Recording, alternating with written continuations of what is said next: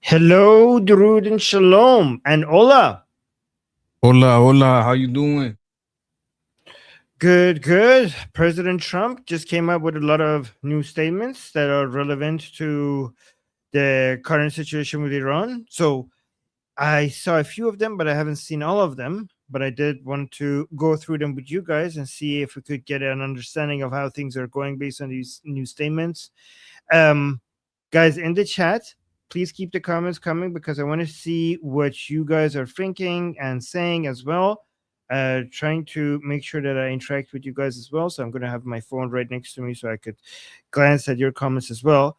But yeah, let's just jump right into this most recent comments by President Trump and see how things are going before we go to our comments. I don't trust Iran. Why? Are you saying I trust Iran? I'm the last person that trusts Iran. They've lied to me constantly. We have total control over the Hormuz Strait right now. They don't have control. We have total control. We own it. And at some point, maybe they'll do something and then they get blown away. But right now, we're in a very good position. We have a country that has been the bully of the Middle East for 50 years. It's really 51 if you think about it, right? We've been saying 47 for 4 years. And they're no longer the bully of the Middle East. Thank you very much, everybody. Okay, so two issues. So first of all, a lot of people are going to push back against this and say, well, if you don't trust them, why are we negotiating with them? And I know there's a lot of responses to that, but I just want to put them out there. And there's that. And then another thing is 51 years. 51 years, it's not 51 years, it's 48 years. And 3 years that has been added to the 48 years is some Iranians are getting concerned because that's when Mohammad Reza Shah started pushing back against, that was the end, that the last 3 years of Mohammad Reza Shah's rule in Iran. And those were the years where Mohammad Reza Shah was starting to push back against some of America's demands. And are they saying, some people are concerned that why is he saying, is this him just not knowing the years? Or is he saying 51 years because he's also against, even Pahlavi not completely giving in to Americans' demands? And maybe that's why. Again, this is reading too much into it, in my opinion, but I'm just going to say what some people are saying. I'm just reporting on it. And again, guys, I understand people are sensitive about these topics, and it's understandable. And that's why people are looking into this, because some people are saying, why hasn't Trump supported Pahlavi? And him saying 51 instead of 48, a lot of people are looking into it and saying that maybe he's anti-Pahlavi as well. And that's why he was trying to do a Venezuela model in Iran instead of supporting Pahlavi. He was not doing 5D chess psychological war games when he said, because remember earlier when people asked him about Pahlavi, he said he's a good guy, but we prefer somebody from within. And by that, he meant somebody from within the Islamic Republic, because he saw that it worked with Venezuela. And he probably wanted to do the same thing that worked in Venezuela with somebody like Ghalibaf, not realizing that Iran and Venezuela are not the same. That's what people are saying right now.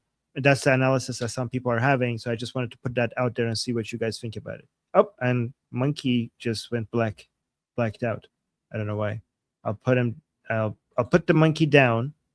I'll put the monkey down until I see him not being black. But what do you guys think? Okay, Shauna just got here. Casey just got here. Amir just got here. Okay, so you guys, I don't know if you heard what I just said, but that's it. Oh, there we Can go. you hear me? Monkey's back. Yes, but you're black. Yeah, I mean, I have to turn the light off. Okay, let me turn the lights back on. Oh, that's better. okay. Yes. I have a question about this. When did the mullahs and particularly the IRGC, the Ayatollah start gaining ground and pushing on Pahlavi? Is it 51 years? of No. like anti. Well, I'll give you a better defining point. When were the country, because he's a business guy, when did the nationalization happen?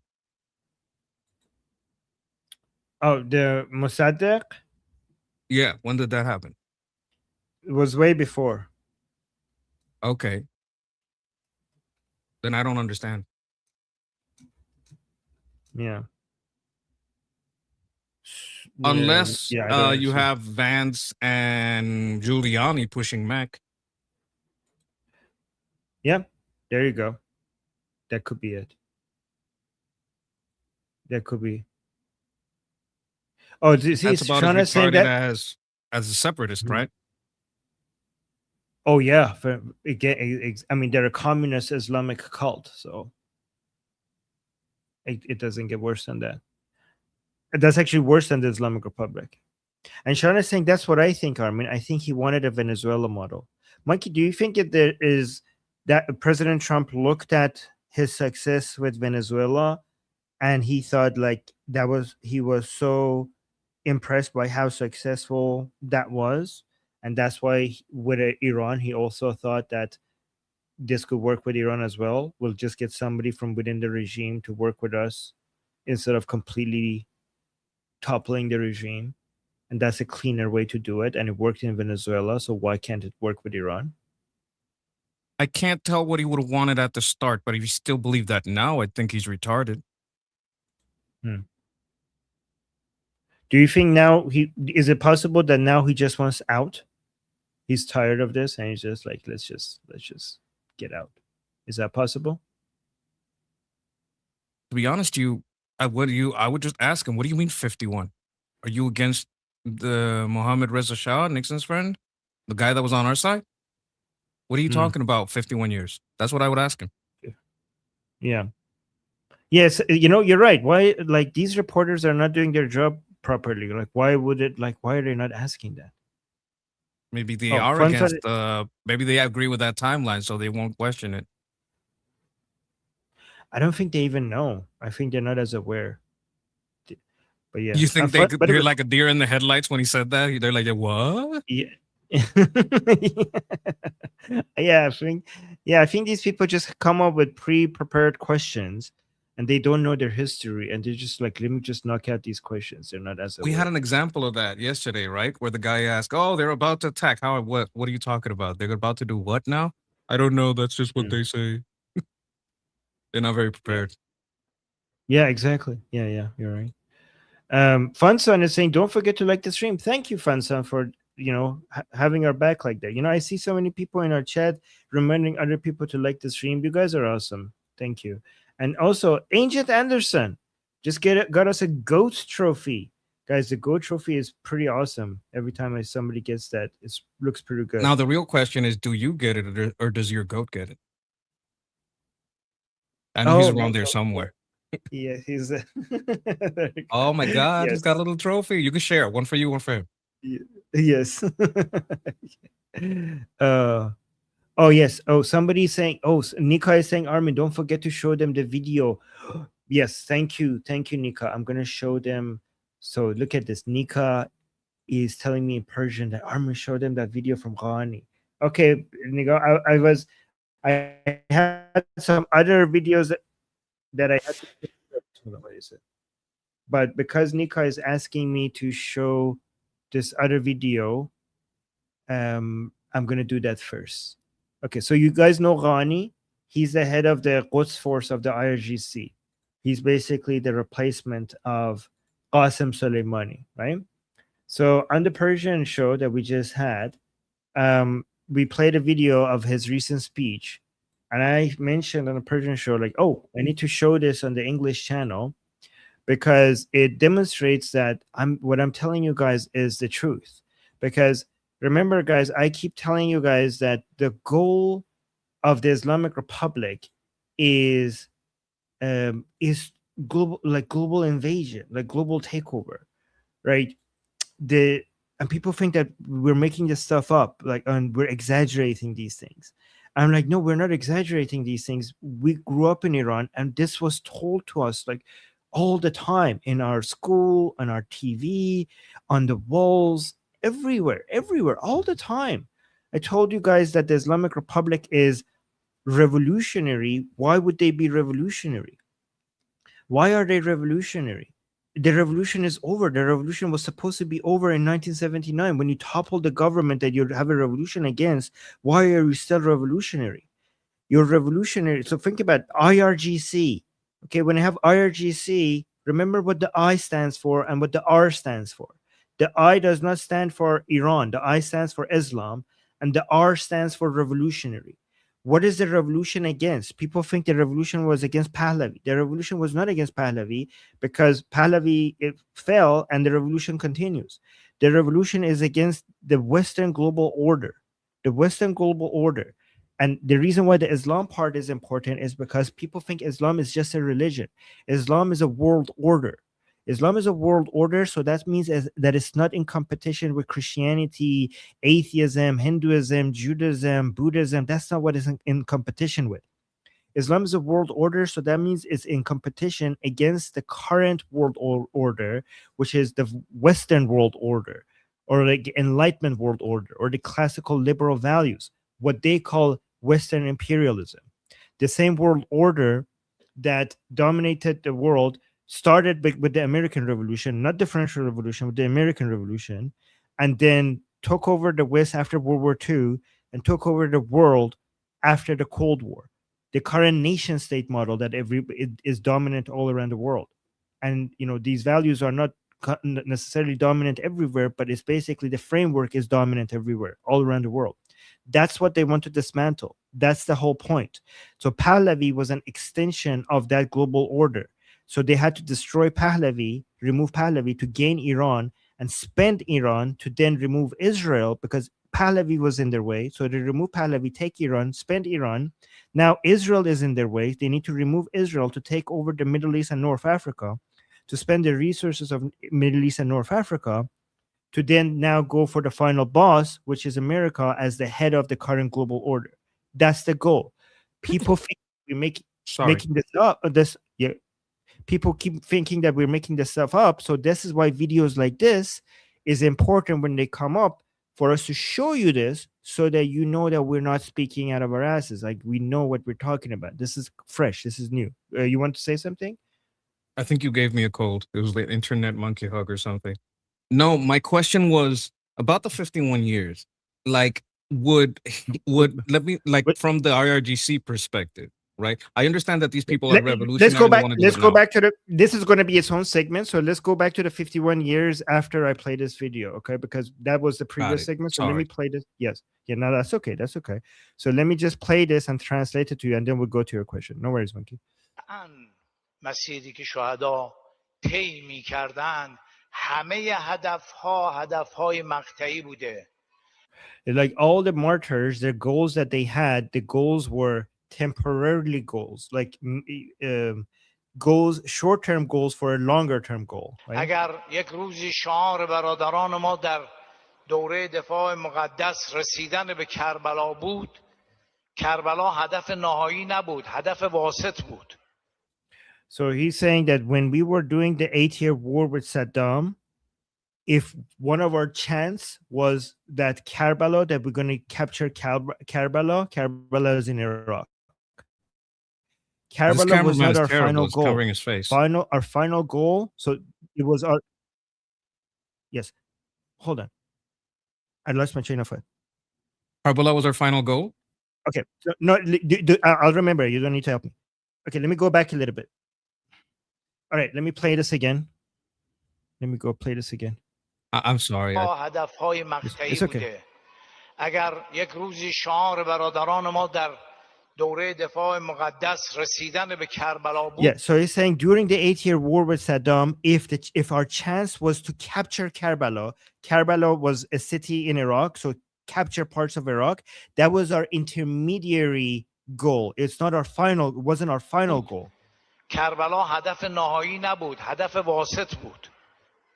امروز اگر So because that during the 8-year war, the goal was to liberate Jerusalem. So Karbala was the intermediary goal, and now he's saying today شعار رسیدن به قدس شریف هست که به حول و قوه الهی انشاءالله میرسیم. So he's saying today, if we chant that our goal is to reach Jerusalem, so guys, liberating Jerusalem is the chant that they have today. And liberating Jerusalem means basically toppling Israel, like destroying Israel and liberating all of, basically making all of it Palestine and invading Israel, and basically it's a call for genocide, right? So he's saying today, if our chant is that we're going to reach Jerusalem, شریف هست که به حول و قوه الهی انشاءالله میرسیم، باز and God willing, we will reach Jerusalem one این day. هم هدف مقطعی هست. This is also reaching Jerusalem is also an intermediate goal. Like it's not our final goal. هدف نهایی ما در این مرحله از عملیات Our final goal at this stage of our operations رسیدن به حکومت جهانی حضرت مهدی و رسیدن به محضر مبارک امام زمان سلام الله علیه است. is to reach the global governance of the Mahdi. So basically, our final goal is to get global dominance and basically get a global governance of the world with the Mahdi, and to also reach the Mahdi at some point. So he's saying that all of our goals are like our short-term goals. The ultimate goal is global takeover of the Mahdi's government. That's what he's saying, right? So what do you think? This Well, this yeah. one went over to. Why is it not pausing? Sorry. Go ahead. My question about this: they are more immediate than the Sunnis, or is this just like state-sponsored ISIS? Is this basically it's like ISIS wanted this for the Sunni? They wanted a worldwide caliphate, and these people want a Right. worldwide Mahdi government. Is this basically similar? Because it's also a problem with Islam. Yes. But when you look at the actors, some actors want immediate and action-based results, and some are like, maybe someday. Is that the take? Like the dangers of Islam is within the extremist, well, they're all extremists, but within the Sunni ISIS types and within the Shia Mahdi lovers do it now types? Yeah, so 4 groups of people wanted this. 4 groups of people wanted to destroy the Western global order and bring their own global order in its place, right? And 3 of them failed already, and I don't think there's a chance for them to redo it again. And this is the last one that is still trying. So the 4 groups are the communists, and the Cold War defeated that. And I don't think they have a chance of coming back. They're still a threat. They're still a very destructive force, but they're not going to take over the globe. But that was the goal of the communists, right? Global order. Then it was the Pan-Arabists. They were defeated by Israel with Jamal Abdel Nasser. They were trying to create an Arab empire. They failed. Then it was the Sunnis. After the fall of the Ottoman Empire, they tried to bring their empire back and create a force against the Western global order. Would we call these Wahhabis? They come in different forms, right? They're like mixed. Is Okay. Wahhabis, is Wahhabis, is Muslim Brotherhood. They come in so many different forms, right? And the last attempt that we saw of reviving that was with ISIS. And with the fall of ISIS, there is no serious push for that anymore. Like all of the heads of Sunni Islamic countries have completely submitted to the current nation state model. And instead of trying to do global domination, they're just trying to win the game of nation states rather than winning the game of empires. So even Arab Sunni leaders are not interested in, I mean, technically Erdogan in Turkey, he's trying to bring back the Ottoman Empire, but good luck with that. And he doesn't have, I don't think he's going to be able to do global domination. But the main push for that was ISIS, and they failed. So there is no serious hope by Sunnis right now. There's no group right now that Sunnis could are behind to try to bring the caliphate back. So that was the third one. With the fall of ISIS, those hopes and dreams kind of withered away. The main one right now is the Shia one, under the leadership of the Islamic Republic, global domination, and the return of the Mahdi. They're not looking for a caliphate. Caliphate is a Sunni thing. They're looking for the imamate. So we have Ummah. Ummah is the Muslim community around the world. And then we have the leadership of the Ummah, which the Sunnis think it should be a caliphate. But the Shias think that the leadership of the Ummah, which is the global Muslim community, should be done by an imamate. But fundamentally, the software, the DNA of both of them requires eventual global domination. But there is no serious Sunni force right now that is able to push for that. That's why even some Sunnis kind of are started supporting the Islamic Republic, because they were hoping that the Islamic Republic could push for that against the West. But this is the fourth phase of creating a global empire against the West. And if this fails, it's basically over. And then we're going to go to the more, the current, China and Russia, or the better saying CCP and Putin. They're trying to win the nation state model game rather than creating a whole new model. But it's the Islamic Republic that is trying to completely, if you're playing Monopoly, the CCP, like if you're playing a board game with the CCP and the Putin, they're trying to, Putin is also trying to bring back an empire, but given that he's losing in Ukraine, people don't think that's serious as well. So I guess if there's a fifth one that is trying to bring empire back, that would be Putin. But CCP is trying to win in the currently already existing model that there is. Does that make sense? I think those two have so many internal struggles and internal divisions that the IRGC is a little bit set apart, because despite all their internal divisions, they're all basically hardliners. So I put it in a different category. There is a part of what you're saying about this this movement that doesn't get discussed a lot, right? People say it's the iron fist in the silk glove, but the silk glove is places like Nair, and the Senate is talking about their influence. They're talking about making it relative to the mafia, so that we had wider discovery and wider police powers over them. Also, like the Senate, the House hearings on un-American activities, mistakenly called the McCarthy hearings. Senator McCarthy can't have a House hearing; it's a different body. But they want to put it in that category where they're acting like, look, these people are a mob. When the communists came and infiltrated, they operated like a mob. The mob operated like a mob. We need to treat Nair like a mob. They've been infiltrating since 1993, and we need more. We need to use the laws that we already created against the mob on Nair. Would you say that it is very important to understand their influence and funding arm, because this is another form of jihad? What do you mean? This is definitely jihad, but what do you mean another form of jihad? The influence operations, teaching the children that the yes, United for States sure. deserved 9/11. Oh yes, that yes, we yes, d- yes. They call Okay. yes. They they even have a name for it. I forgot the name, but they call it something jihad. I forgot what it's called, but it has a specific name for it. Yes, but you're 100% right. And okay, let me see. We got Agent Anderson celebrating 4 months of membership, saying "Durud, everyone. Thank you, Agent Anderson, and thank you for being a member for 4 months." And then you start this by Nika.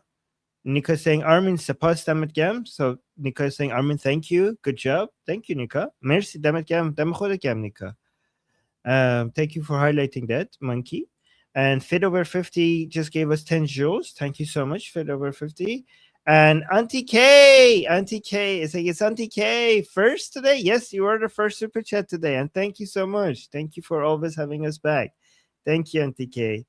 That's very sweet. Now, with my okay, let's go previous to question, with my the previous question, I was holding yes, one go back. ahead. Let me ask you something. If you're negotiating with the RGC And you're saying 47 years. You're saying, well, I mean, what are you pro Pahlavi? What do you mean 47 years? Are you trying to bring back Pahlavi? Why aren't you saying you guys had problem with Reza?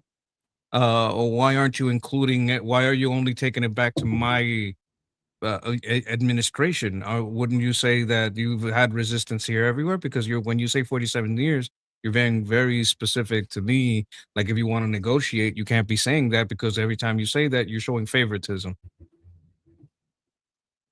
Would the Islamic Republic take that as being specific about them, and not being general about all the rule? Because like, okay, so let me ask you something.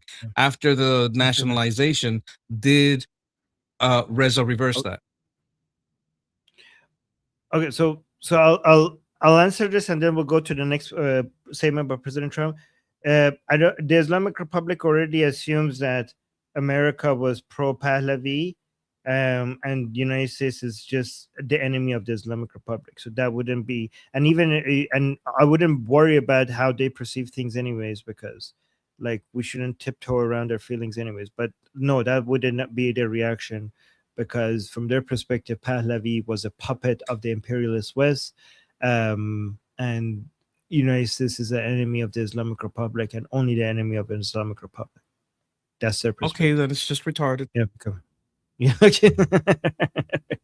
Okay. I was looking for a little wiggle room, but there is none. Yeah, right. There is not.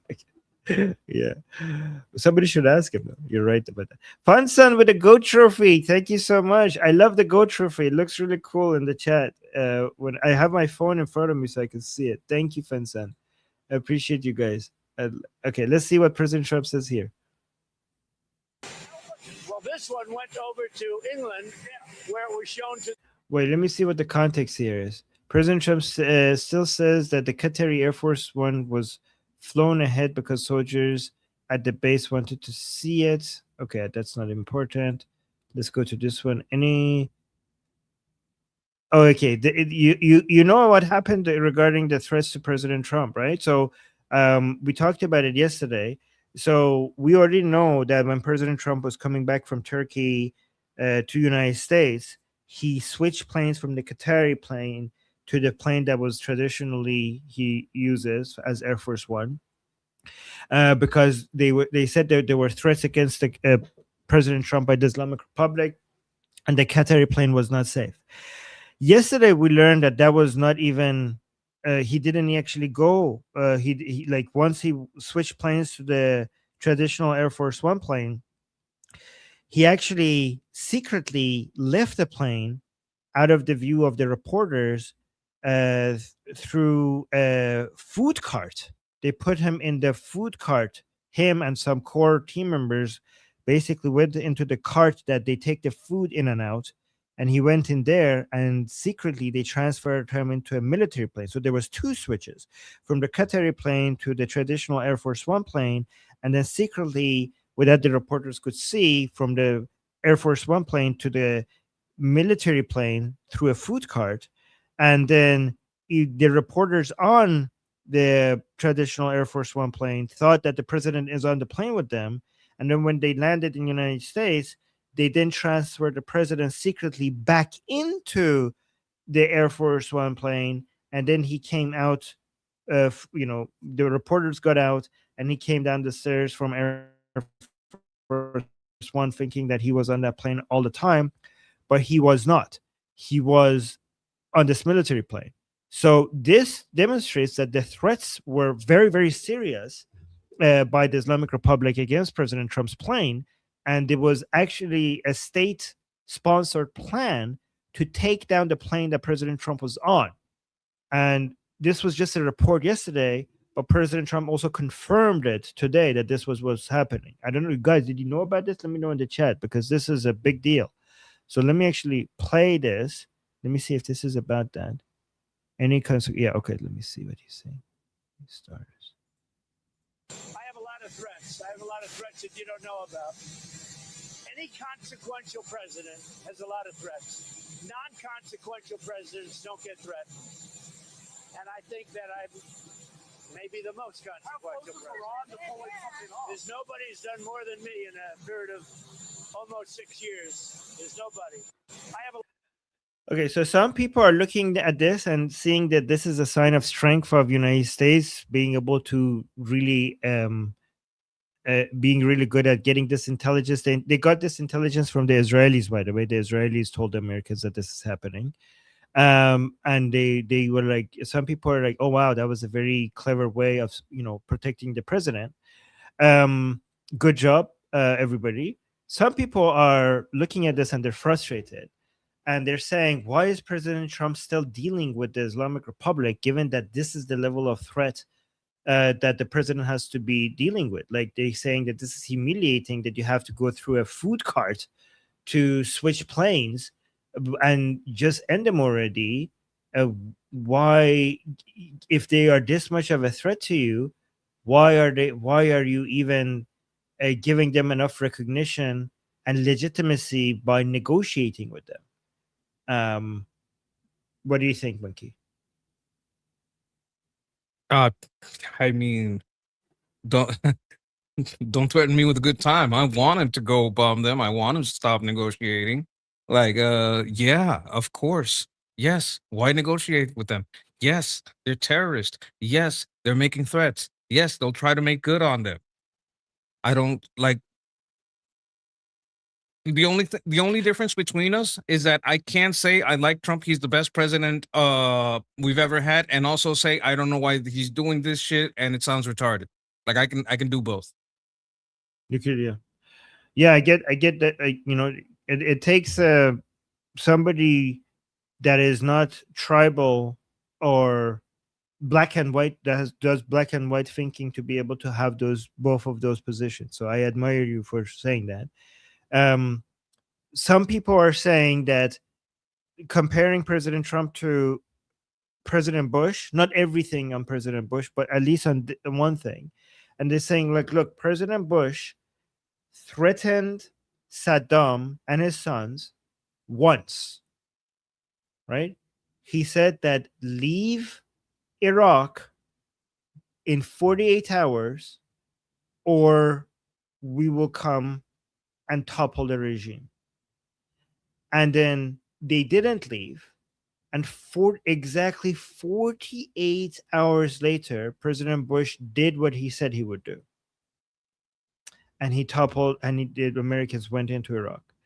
But then they compare that to President Trump. They say President Trump so far has promised to attack the Islamic Republic 10 times if they don't do certain things. And all 10 times, the Islamic Republic didn't do those things, and nothing happened. 10 times. So they're comparing Bush threatening Iraq, Saddam once, and then within 48 hours, he delivered on the promise, delivered on his threat. But President Trump so far has done it 10 times, and nothing has happened. Do you think that's a fair comparison? And if not, why not? I don't think that's fair. Mm. I don't think that's fair. I think that gives too much credit to Trump. Like it's like the situation. Like Trump has a lot more reason to do what Bush did and hasn't. Like, Can you if elaborate? anything, I would frame it far worse. They've attacked everyone around them. They've attacked Israel. They had the nuclear weapons. Like, Saddam, at that point, was less of a threat to global stability than Iran is now. These people, the IRGC needs That's to a get good its point. shit pushed in. Okay, need so to get you're fucked saying hard. that, okay. Okay, so wouldn't that mean that then? Okay, so that would support the argument that President Trump should be doing something even more than Bush.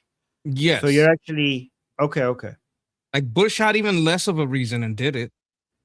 Why is he pussyfooting around so much? Oh.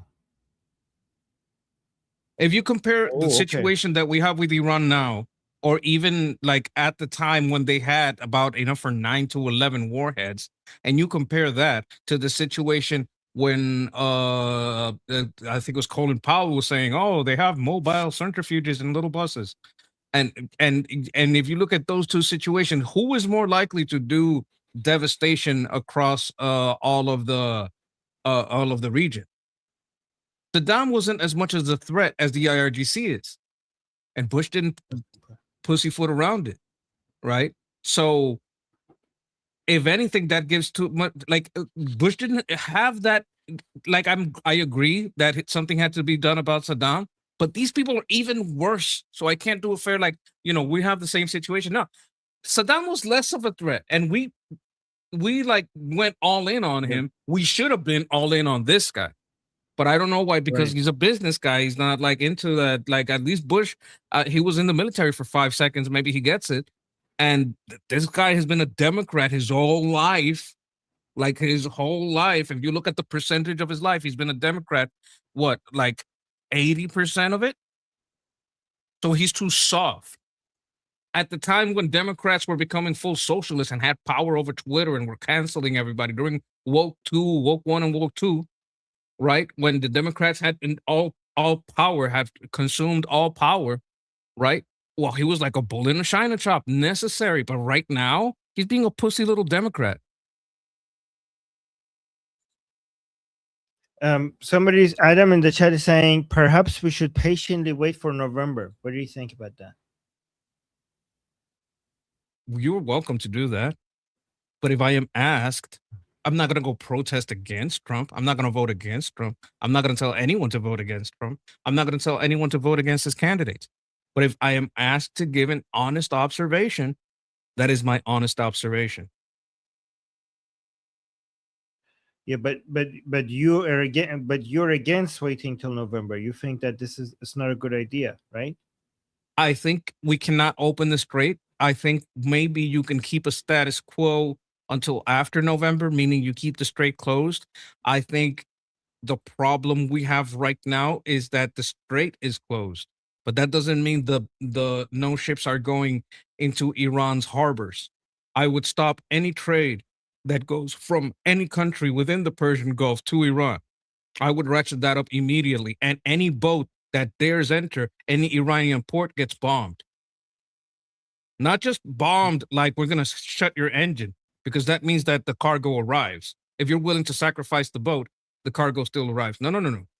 Sink the ship way before it gets to the harbor, so everything in it ends up at the bottom of the ocean. So no boat dares even go because, okay, we're going to have to get on a life raft and the shipment isn't going to get there. Okay. And Koala Katie is saying, why are we acting like everything is already over? So Koala Katie is saying, like, we haven't seen what the United States is going to do yet. We're judging as if it's over already. No, I'm not judging as it's already over. I'm giving an assessment of his words. What do you mean acting like it's already over? I'm not bending over and say, come and fuck me, IRGC. It's over. Let's vote for the Democrats. Don't even bother voting. What is this? I'm acting like it's over. Describe anything in what I'm saying or doing that is acting like we have to give up. And Shana is saying, I'm with Monkey on this one. And he has to understand that this type of rhetoric is unacceptable. Like he could have said so many words that aren't that. He could have said, we have a plan. We're standing by it. Now is not the time to attack. We can't reveal our military plans. And what are you going to do? How are you going to argue with that? Okay. Freedom here is saying Trump will listen to Qatar like a good boy. What do you say to that? I don't know.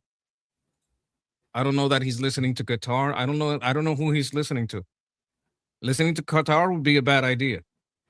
But what does Qatar want?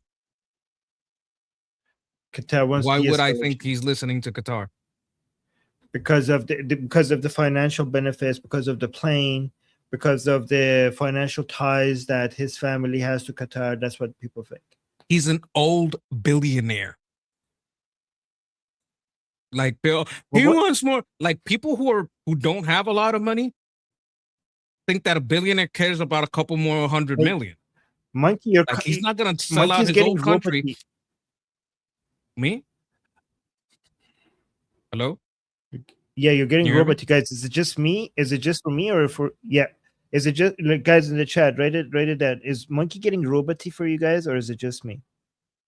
Everything seems fine on my end. Okay, you're good now.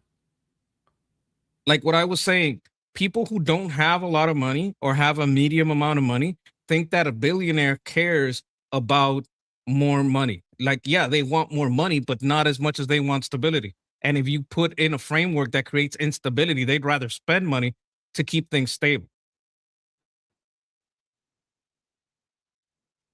And they would like get more money and then the whole system falls apart.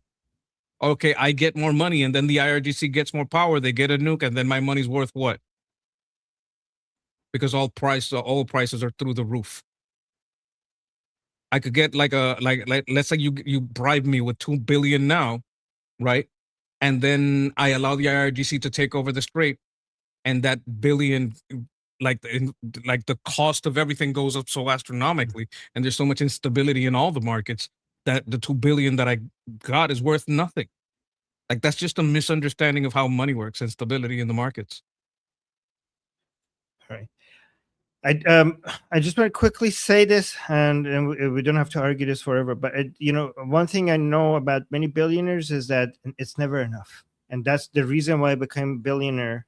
Is because they had the mentality that it will never be enough. That's how they get rich. But well, okay. we'll one see. last thing: every billionaire funds into stability.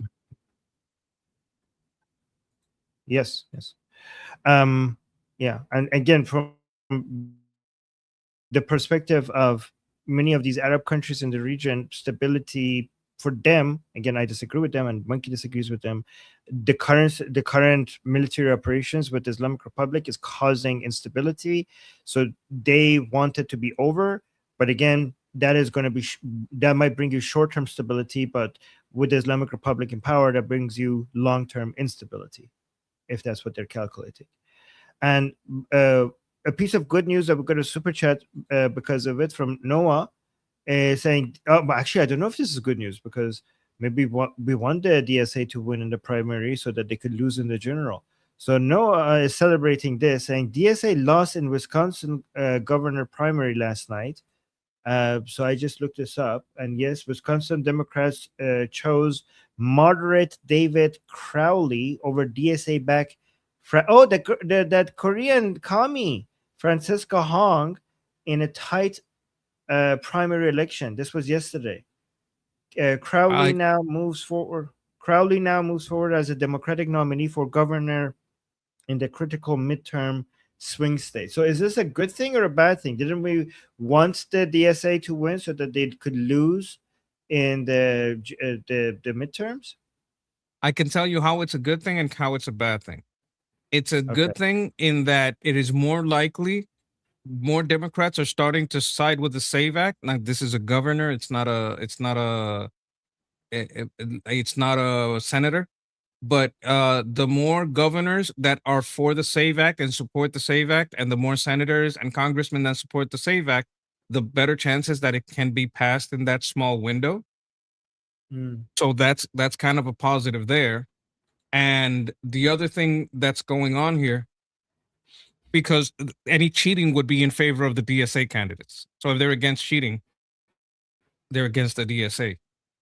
The bad thing is you're absolutely right. This person will have a higher chance to win in the primary.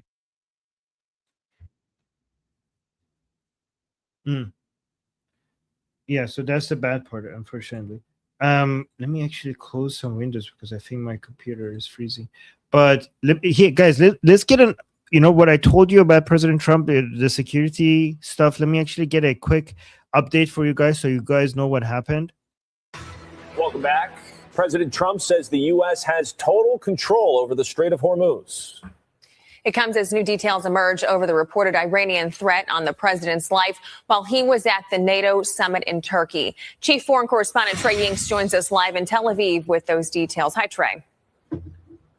Yeah, hey guys, good morning. It's a story that has captured the world attention this week, a threat against President Trump's life in Turkey last month. The Wall Street Journal is reporting that it was Israeli intelligence that tipped off the administration about this specific danger. The report explains the sourcing on this information, saying the U.S. official said Israel briefed the Trump administration on the intelligence, which included a threat to use shoulder-to-air missiles to target Air Force One. Now, ultimately, the president was moved from Air Force One to another plane using a catering truck, according to initial reports. The story comes as indirect negotiations continue with Iran.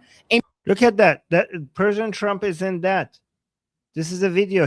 President Trump was in this catering truck over there. The story comes as indirect negotiations continue with Iran aimed at opening the Strait of Hormuz. President Trump explained overnight that he doesn't trust the Iranian regime. I'm the last person to trust Iran. They've lied to me constantly. We have total control over the Hormuz Strait right now. They don't have control. We have total control. We own it. Right now, we're in a very good position. We have a country that has been the bully of the Middle East for 50 years. And they're no longer the bully of the Middle East. All right, so That's 50, anti-Israeli, not 51.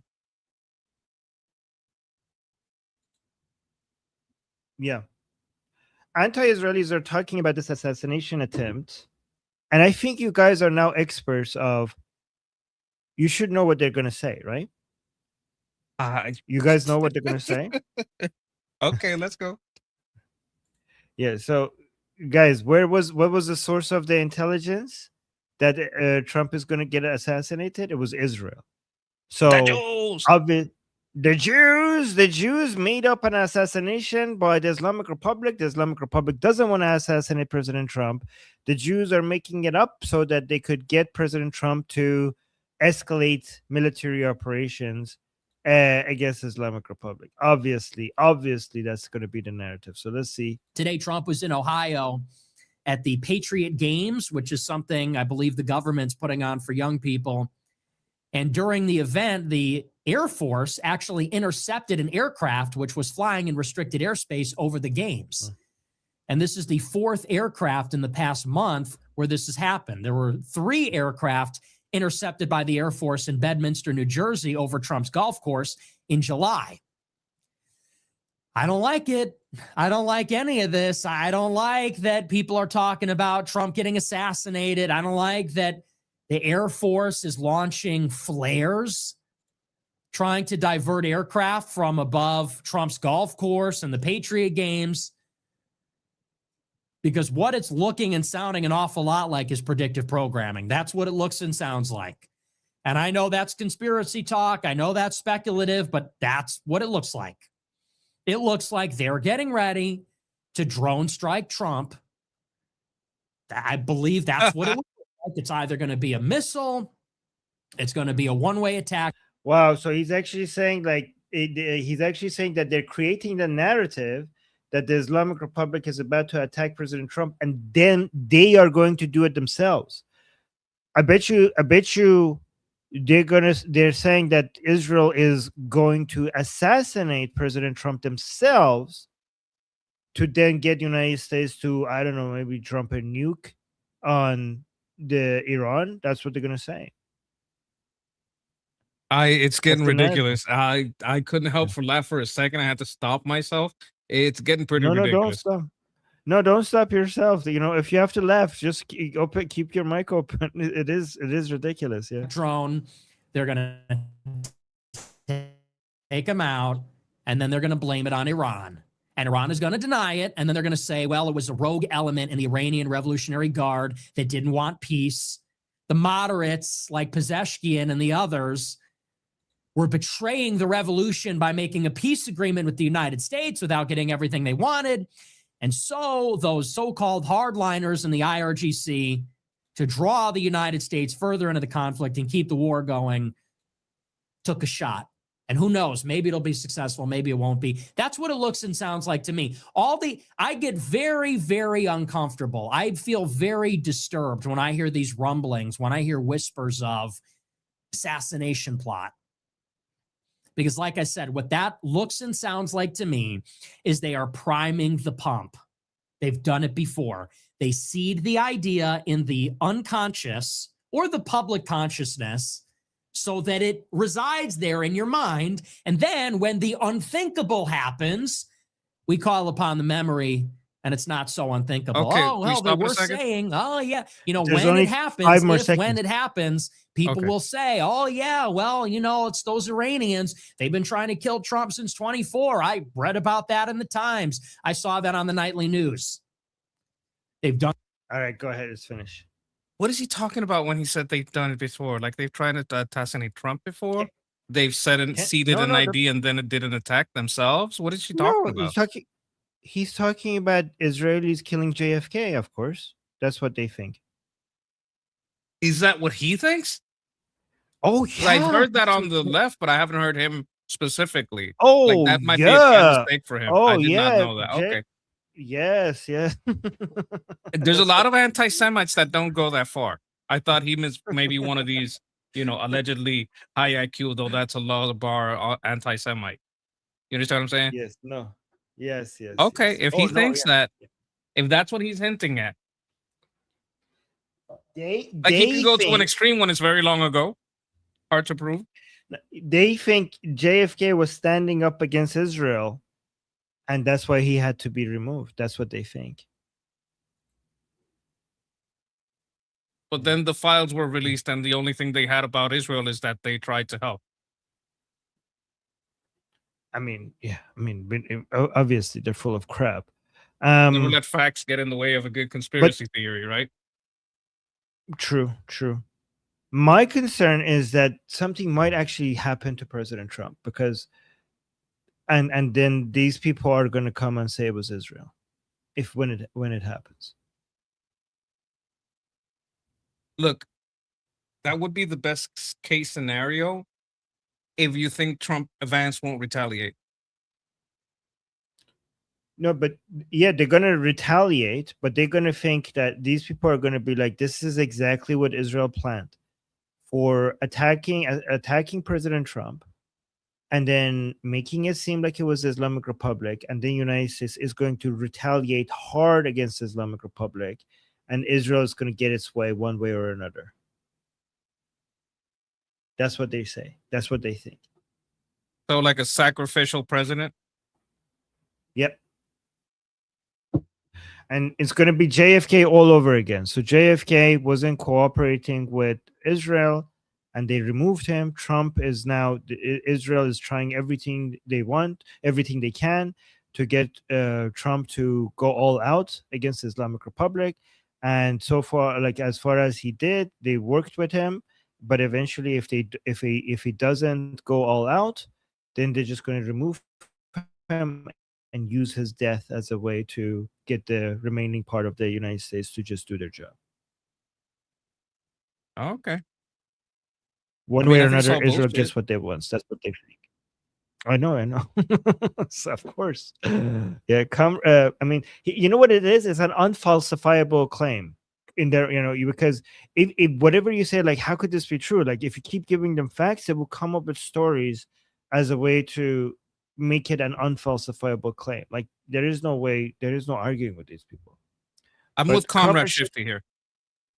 Yes. You want to read it? Comrade Shifty, what he's saying? Comrade Shifty says, Fuentes goes full Candace Owens. This is low even for him. Yes, I'm with you, and I love your profile picture here.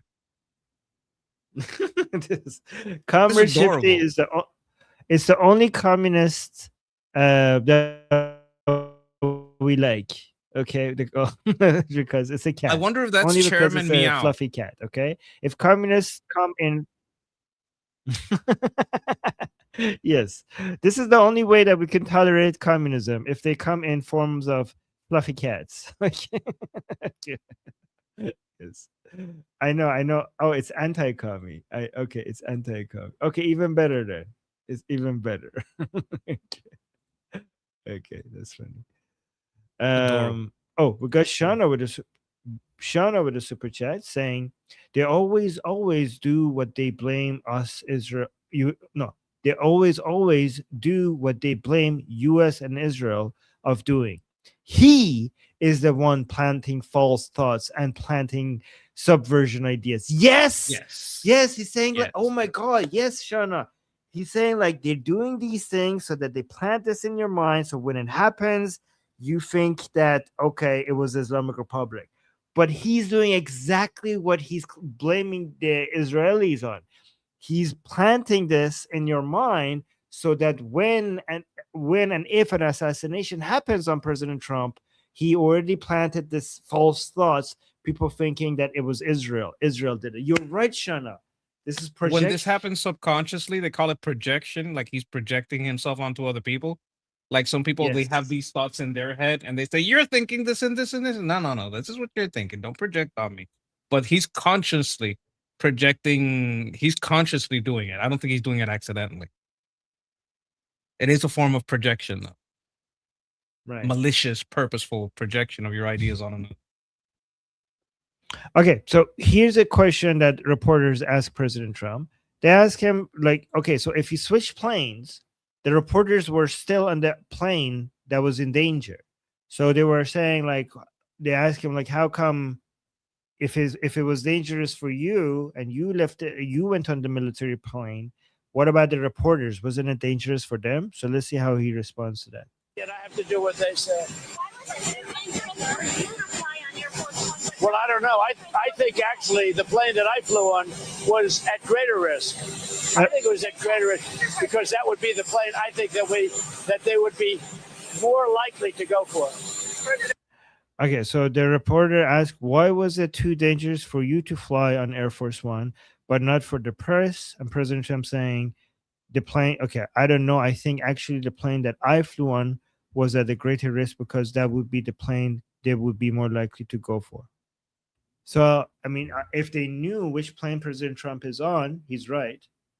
But I thought the whole point of switching is for the people on the ground not knowing which plane President Trump is on. But he's right if they could figure it out.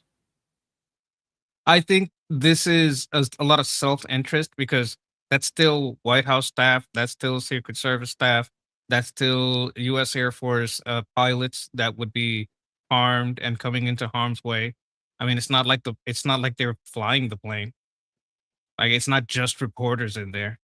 That's a self-aggrandizement. Like the only people that matter, like the help doesn't matter. The only people that matter are the reporters and the president. It doesn't matter if the help dies. What if we die? It's such a self-entitled, classist. Oh my God, it's profoundly self-interested. It's disgusting. But I hate it. let's be honest. The president is more important, and saving him should be the priority. Oh, absolutely. And the Secret Service, their job is to protect the president, not the press. So, But like the people flying with a big target are also the pilots, is also the staff. They have to be there all the Yeah. time. They have to be there That's even the when the point. press is not. And the press acting like that they were the only ones being, perhaps sacrificed in this play is disgusting. This shows that they see themselves above the staff. True. That's a good point. Yes. They're complaining about the president being mattering more than them, but they're talking as if they matter more than anyone else. That's a good observation, Monkey. They matter more than the staff, the help. Oh my God. Okay, so the next video, somebody asked President Trump about the 2028 hat that he had on his Trump 2028, because people are like, oh no, he's going to run for a third term. I mean, that was a joke. I think, like, I thought everybody knows that was a joke. But let's see what President Trump's response. Here, let me see the caption. Reporter, you put a 2028 Trump hat. Are you serious about a third term? Okay, that's crazy. That was obviously a joke, but let me. You mentioned 2028 several times in the last few weeks. At the dinner, you put on a Trump 2028 hat. Are you serious about taking a third term? Everybody asks me that question, and you know that the law is very strong on that. I'd love to run, but the law is very strong. I get asked by even tonight, they're screaming at the event, 2028. No, everybody wants me to do it, but the law is very strong. So, I mean, that was an obvious joke, wasn't it? It was kind of an obvious joke. Some people like to make they like to waffle around it, but by keeping it up in the air, one of the things that you achieve is taking heat off Vance and Rubio. Because you don't have to worry about the press being after their presidential things if everybody's asking Trump about his presidential aspirations. You understand what I mean? Yeah. If you make the press, bug out about you maybe running again in 2028, they're not going to go ask Rubio and Vance if they're running. I thought it was just a joke that people are taking too seriously, but I might be wrong. Well, right now is one of the first times he said he didn't say definitely, but he said the law is very strong on that. I haven't heard him say that before. He's always jokingly not denied that he would. I would mark this as a shift, as a more definite no than I've heard before. Right. Oh, we got a super chat by Erickson saying, so Israel wants Vance? What does it say about him? That's a good point. Yeah. I think he hates Vance. Yes. No, like if he's like they're in response to the Nick Fuentes conspiracy theory, like, oh yeah, they want to assassinate President Trump, but that would bring a Vance presidency. I don't think Israel would like that. But again, if he would say they're forced to retaliate anyway. Yes, exactly. I was going to say that. Nick Fuentes would say, like, even if Vance is president, if you kill the president, that's going to force the United States to retaliate, even with a Vance presidency. Exactly. But interesting thought, Erickson. Thank you. Okay, so look at this. Mark Levin is talking about again, saying yes, it's past time. Arm the Iranian people. I really appreciate Mark Levin saying that. Let me actually repost this. And he shared this video that is talking about arming the Iranian people. It's getting more and more common for people to talk about arming the Iranian people. So let's see what they're saying here. I mean, it's a good point because, we've been saying since day one, we've had all these guests come on night after night saying, well, what does it take to actually get some of the citizens to stand up and try to go after the IRGC? Is the economy a tipping point? So, Trace, here's where I'm at with that, because this is a really, really important question. Economic pressure takes away the regime's money, but internal resistance is what drives that sense of control. You cannot, in my opinion, simply apply economic pressure. I agree with General Keane. I agree with Colonel Howe. However, my contention is that it's time to start thinking about covert action. What do I mean by that specifically, Colonel? I mean that it's time to start honestly thinking about training and arming the multiple resistance groups within Iran in order to be able to use the time for the economic pressure that's going to start to degrade the besieged. They're going to start running out of money. It's just a question of months. But what are we going to do with that time block? It's time to start arming. It's going to disagree with me with man-pads for taking out helicopters, but I'm talking about crates of RPGs. Right. Talking about crates of Kalashnikov rifles. I'm talking about training packages from U.S. Green Berets. Drones. Nobody does it better than them in the world. Trace, you got to use. Oh, Green Berets, yes, drones with the Ukrainians. Man-pads for taking out helicopters, but I'm talking about crates of RPGs. Right. Talking about crates of Kalashnikov rifles. I'm talking about training packages from U.S. Green Berets. Nobody does it better than them in the world. Trace, you got to use that time to start building the resistance within Iran. Let's give them 10 seconds. What do you think? Well, I think it's a good idea. And actually, covert action always works best when it's aligned with overt policy. This isn't out of alignment. This is one of those times. Look, there's been plenty of times where it hasn't been aligned. In this case, it is clearly aligned. We can do that. By the way, we can do that. Israel's very good at doing that too, and we're both in this thing. So I think this is the time to do that. And Ukraine, Ukraine could help as well with their drones and the training, like they did in Syria. I love this that they're talking about this more. This is getting more and more. Like we have been talking about this for ages. We had a campaign on this that Mark Levin even highlighted. And now it's becoming more and more common to talk about this. I think like something must be happening with these analysts and these influential people in Washington, D.C. that they're talking about it more. Do you think like we're heading to that direction for this to become policy? It is a possibility. Like if you started now, by the time the elections are over, you'd have a pretty sizable force, and it would be enough time to train. Oh my God, I hope so. I don't know if they're going to do it that fast, but Well, so. I mean, if we start right now, we're basically August, September, October, November, December. That's 4 months.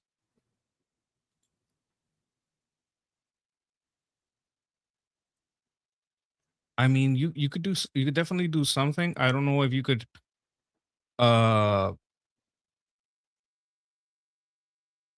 look, I know Jeff would scoff at this idea, but you could get it started. You could get enough in there so you could, at least take over some places and start further training. If you start in about 4 months, he would hate that idea. Like what we did with the Contras was not good because they weren't well trained. I wonder what he thinks why about would this. Yeah, we should ask him. Hopefully, he's in the group call later today. Yes. Okay, look at this. Here, let's go to this one. Oh, Monkey, I have your favorite. No. You know what I'm going to show? No. God damn it. God damn it. I knew it was going to be him. I knew it. Okay, let's see. Oh, sorry, Monkey. Sorry. Sharia laws never existed. It's never been. What did I just hear this person? Did this guy just say Sharia law never existed? Hang on. Yes, it did. Hang on. Wow. Sharia laws never existed. It's never been illegal. You never had Sharia law. The bills were passed in order to whip up a moral panic in the United States around 2011, 2012, 2013. And the reason they were pushed by the time the Tea Party type Republicans was to whip up a moral panic about a non-existent issue. That was the problem. And that's what they did. But there are now, in the UK alone, there are now between 80 and 100 unofficial Sharia law courts, right? And the reason I asked you is what the hell? You're a high profile gay man. And as you know, Sharia law, specifically amongst many things, prohibits same-sex sexual acts. What do you feel about that? It doesn't just prohibit it. The punishment for it is execution. Yeah. I'm profoundly confused. Here's this kind of going against Sharia and hiding out the problem that it is in the UK. What is going on here? He always does that. That's why he's a dangerous person. Okay, so here's the thing. Piers Morgan is against Sharia stuff. It's against trans stuff with children. It's against trans stuff in sports, and that so a lot of people think like he has good positions, and then all of a sudden he hits you with his horrible position. So he has a lot of on many things. He sometimes says things that you find reasonable, and that's what makes him more dangerous, because on the most important things he has the worst takes. Then he hits you with the hang on. Yes. Yes. I see. But again, Piers, look, you're a very intelligent guy, and you know perfectly well that the claims of Sharia law existing in Britain in any legally enforced way at all is non-existent. It doesn't exist. There is no. Okay, so this is what this guy either doesn't get or is pretending not to get. He's saying it doesn't exist legally. Yeah, that's the problem. It's a parallel system to your legal structure. Like, nobody's claiming that the Sharia is being enforced by the UK government. It's being enforced separate from the UK government. It's a parallel society.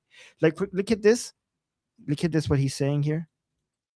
But again, Piers, look, you're a very intelligent guy, and you know perfectly well that the claims of Sharia law existing in Britain in any legally enforced way at all. Legally enforced way by the UK government. Yes, there is no legally enforced way of Sharia by the UK government. They have their own separate enforcement mechanism. Is non-existent. It doesn't exist. There is no Sharia law. You have Sharia courts. But you do have Sharia law. You do have Sharia courts. They call it Sharia councils. They don't call it courts because that would get them into legal trouble. So they use a different vocabulary. Have, you know, other communities that you have, again, within communities. For example, you have a Jewish police kind of force within North London. That's not, it doesn't. No, you do. If you do that, you should not. For example, you have a Jewish police kind of force within North London. That's not. Do we have a Jewish police force within North London? Do we have that? I've never heard of that. Let me see. Do we have a Jewish? I've heard about ambulances, specific but not Jewish that. police force in North London? And if you do, you should not. There should be. There shouldn't be. Yep. Let me see. Have you heard about their medical force? Yeah, medical is fine. I agree to it also. No. Because having your own medical force, that doesn't mean that you have a parallel legal structure. Okay, so North London has a voluntary Jewish neighborhood watch patrols called Shomrim, but no official Jewish police force.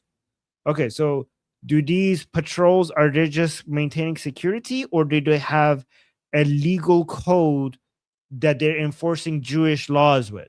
If they're just patrolling the neighborhood for security, you could have security, you could have private security. That's fine. But do they have Jewish laws that are being enforced by these patrol that is separate from the laws of the land? Let me actually check that. Are they enforcing Jewish laws that is separate from UK laws? I'll double check that as well. Because that's the problem with the Muslim communities. You could have security, you could have private security, as long as it's just security, like against people who are... Especially at temple.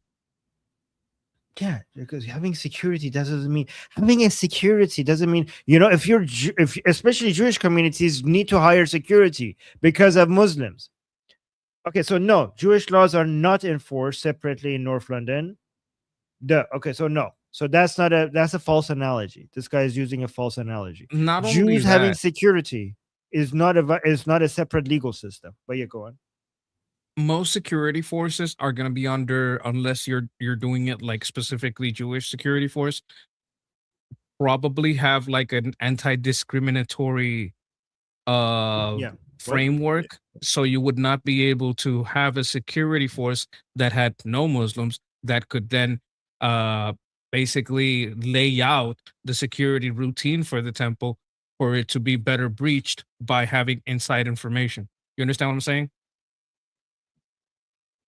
Yeah. Yeah. And also Casey is pointing out that the fucking police there aren't protecting the Jews. So yeah, what are they supposed to do? They need to create their own security system. They're not what they're not doing is they're not enforcing, they don't have an enforcement tool that is using the threat of violence to enforce Jewish laws. That's not what they're doing. Okay. And if they were doing that, that would be creating a parallel legal system separately from the laws of the land, which is an act of insurrection. It's an invasion from within. And to be clear, it doesn't have legal. They're not doing it to their community or to another community. I think in Islam they do it to their community, but sometimes they have that kind of stuff in the shops too. Oh yeah, 100%. Actually, so the Jews are not doing that. The Muslims are doing that in the UK, and they're enforcing it on their Muslim community, and they're also enforcing it on non-Muslims. For example, you can't bring alcohol to their area. Okay, and if a girl shows up with shorts in that area, there's going to be a backlash against that girl. Like you can't walk around in our neighborhood like this, as if they own that area. So like they're enforcing that on non-Muslims as well. I've seen some horrible things, and this might be very upsetting to you because you have like almost family member like this. They start attacking people's dogs. Yeah, I saw. That's so fucked up because the dog isn't believe in any religion. They love humans. The dog is the devil, according to Islam. apparently. All right, let's continue with this. Kind of force within North London. That's not, it doesn't have legal powers on the same level as the police. It's a community patrolling organization which doesn't have those legal powers. Sharia courts, which manage, for example, family disputes and other such matters, that's what they actually do in practice in Britain. They don't have, they're not enforcing anti-gay laws. That doesn't exist in Britain. And you know, I speak to queer Muslims, and I think, which I think is quite important to do because they're erased from the conversation. And they feel often deeply frustrated that in a country where anti-Muslim prejudice and bigotry has got worse and worse and worse, is that their kind of plight, if you like, or their position is weaponized not by people who want to advance LGBTQ rights, but people who want to demonize Muslims as a whole. And obviously, I want queer Muslims to be able to come out and be their true selves. Of course, I support that. I want anyone who's LGBTQ to come out and be their true selves. But there's no Sharia law in Britain. Sorry, Josh. Which is banning gay people. It doesn't exist. Owen should walk into Gaza. He should walk into Gaza. How would I do that? I am a gay man. How would I do that? Say, I am a gay man. See how you're treated. I've been to the West. You will get murdered. You will get murdered by the very people that you are on this show and apparently wrote a whole book defending. Just on. You know what he's not admitting is that on per capita basis, there's so much more aggression and violence and demonization of LGBT in the Muslim community compared to anyone else. Like, that's what they should be asking him. Like, do you deny that? Like, do you deny this reality? I'd like to point something out. Yeah, he's saying that his frustration is that the queer Muslims' frustration is that the only people that support gay rights for Muslim people are the right, not the left. He basically outed himself because these left-wing people are not in favor of Muslim people, because when it comes to the identity pyramid, Muslim is over gay. So we don't care if you're gay. We're going to get the Muslims stay on top and bash you. That's he's like tacitly admitting. Remember what he said. One of the main complaints amongst the closeted gay Muslims is that they only get support from the right. They never get support. This is what he said. He never gets support from the people that claim to defend LGBT.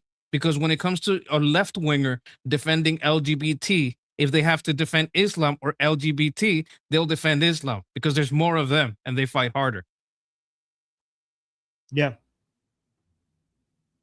Just on that, I support the Palestinian people and I support their right to exist. Who want to kill you? That doesn't mean what the Palestinian people. There we go. This is the problem. You know that, right? We're going back again to the genocidal mentality you have, because you have a view of the Palestinian genocidal mentality of the Islamists of what's Hamas happened to LGBTQ Palestinians in Gaza? Yeah, they want to kill you. Why is who has it's the Muslim community that has the genocide mentality. What are you talking about? Gaza is the same as what's happened to straight Palestinians. LGBT people in Gaza have been blown up by Israeli missiles. Their homes have been destroyed. Their relatives have been killed. They have been deprived of medical care. They've been reduced to living in tents. LGBT people in Gaza do not get to be LGBT because the Hamas and everybody else there will probably kill them before any missiles could reach them. Israeli missiles and drones have been trying to avoid civilians, and they have been avoiding them more effectively than any other army in the history of modern warfare. And they have been starved. That's what's happened to LGBT. They haven't been starved. The people in Gaza haven't been starved. Israel has moved more calories into Gaza than anybody has ever moved calories into any war ever. Any area being impacted by war has never received more calories inside it more than Gaza, and that's Israel has managed to do that. The only reason why some people don't get as much access to food in Gaza, and it hasn't caused starvation or famine, it has caused some level of malnutrition in children, like around 1%, but not starvation or famine. And the only reason why that happens is because Hamas steals the food and tries to sell it triple the price back to the people in Gaza. The food that Israel got into Gaza so that it could be free for the people in Gaza, Hamas steals it and sells it back to the people in Gaza triple the price. Go on. This is the trick. This is the trick. This is why Piers isn't intervening, because this was supposed to be a discussion about Sharia law in UK. He's effectively turned it into a conversation about Gaza. And this guy fell for his own trip because he brought up Palestine. Okay, so now we're not talking about the UK anymore. Why don't you talk about what's going to happen if a woman decides, look, I was married off at a young age. I was married off at 16 because that's allowed in UK. And my family married me off at 16 within the UK laws. Now by this Sharia court, I can't become a lesbian. What am I supposed to do about that? That Sharia court is not going to back me in the UK. And the UK laws aren't helping me to stop this Sharia court. That's a discussion about Sharia in the UK. The second we allow either one of these two turn the conversation into Palestine and Gaza, look at the, oh my God, it's like he's touching himself under the desk. Look at the joy on this man's face. Like, oh yeah, let's not talk about UK Sharia. Like I got my virtue signal point for bringing it up. Now I'm going to step away and make this about Gaza. Okay. By the way, I saw we have a super chat from Shana, but I'll read it after we finish this video. They have been deprived of medical care, they have been reduced to living in tents, and they have been starved. That's what's happened to LGBTQ And people. Hamas is They haven't been starved. They haven't been starved. You're full of crap. People in Gaza have more food than the people in Iran. morally and Gaza. legally And the culpable for idea, if you each and speak to queer every single Palestinians, civilian they are so casualty in angry Gaza, about the of fact which there are that historically if you speak to a shockingly queer few, actually. Palestinian, you will hear their fury that they are being used to How pinkwash many a genocide. quote-unquote queer Palestinian Arabs have you What spoken to happens to on the show? LGBTQ Palestinians is not in any Can way you stop a bloviating and answer my justification question? for wiping out an entire territory. And it is That's not offensive what to they say. They didn't wipe out an entire territory. People, there's more people in Gaza than we had in at the beginning.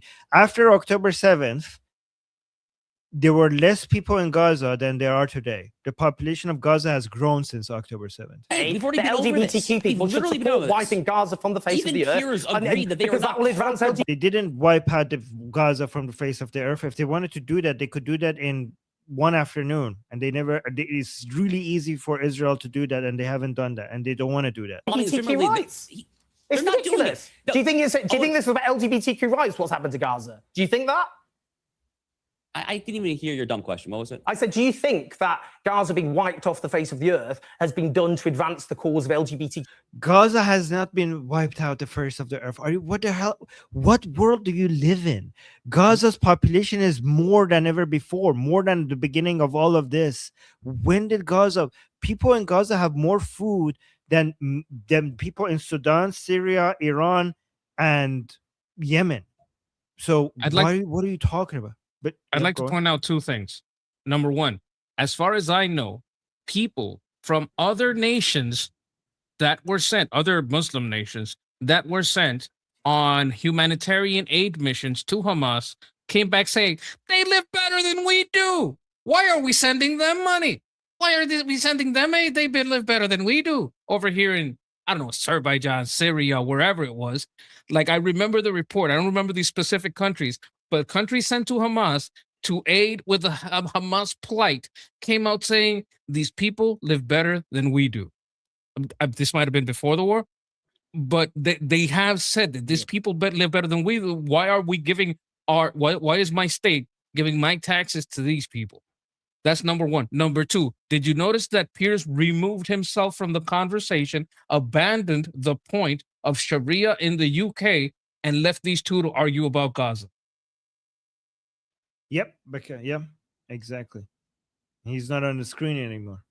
Good point. Palestinians, is that what you believe? Do you believe that? Okay. Gaza has not been wiped off the face of the earth. 85% of his buildings. Wait, why are you asking the question? He's answering you. He didn't even finish like 3 words before you interrupted. Gaza has not been wiped off the face of the earth. 85% of his buildings. For starters. 85%. Second of all, I don't particularly care because the goal of the Operation Gaza is to eliminate Hamas. Whatever happens to the quote-unquote LGBT cause is neither here So nor why there. talk about LGBTQ people if you don't care about them? I know you don't care about us. I know you don't care about LGBTQ Palestinians. Organization but that what's wants to offensive murder is you. just And it's a little honestly. weird. My God. It's honestly, these people are not even worth talking to. Sometimes. They're just so far gone from all of this. We still need to respond to them in case there are people who are starting to fall for their garbage. But anyways, But we got a super. Yeah, go on.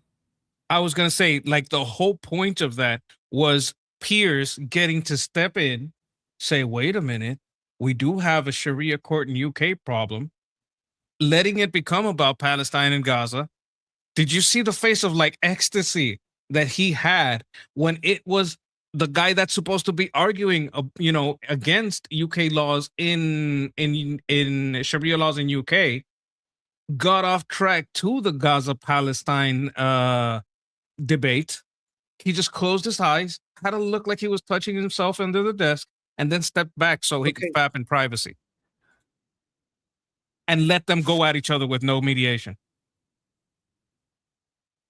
Okay, don't be gross, okay, monkey. Let me go to Hey, you put Pierce on. It's gross just from looking at him. Yeah, don't be sexually gross, okay? That's what is good. Okay. Shauna with the super chat. Thank you, Shauna, saying Victor Davis Hanson also recently called for Trump to do a heavy strike now because we want to cut them off from the possibility of doing an attack as an October surprise. We should strike then arm. Yeah, I mean, yeah, Shauna, I agree with this. We should The strike October surprise be boom booms. Yeah. Because we want to cut them off from the possibility of doing an attack as an October surprise. You know that Victor Davis Hanson, he has also been very good at, so he's also the one who came up with the idea that President Trump should recognize the government in exile by Prince Pahlavi. So I like this guy. Who's this guy? Because I didn't know about him, and now everything he says seems to be on point.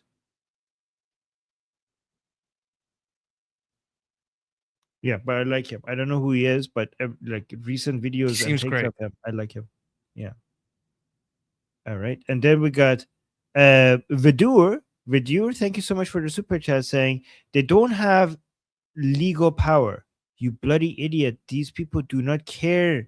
They find a way to subvert it either way, and scum like you are helping them. Exactly.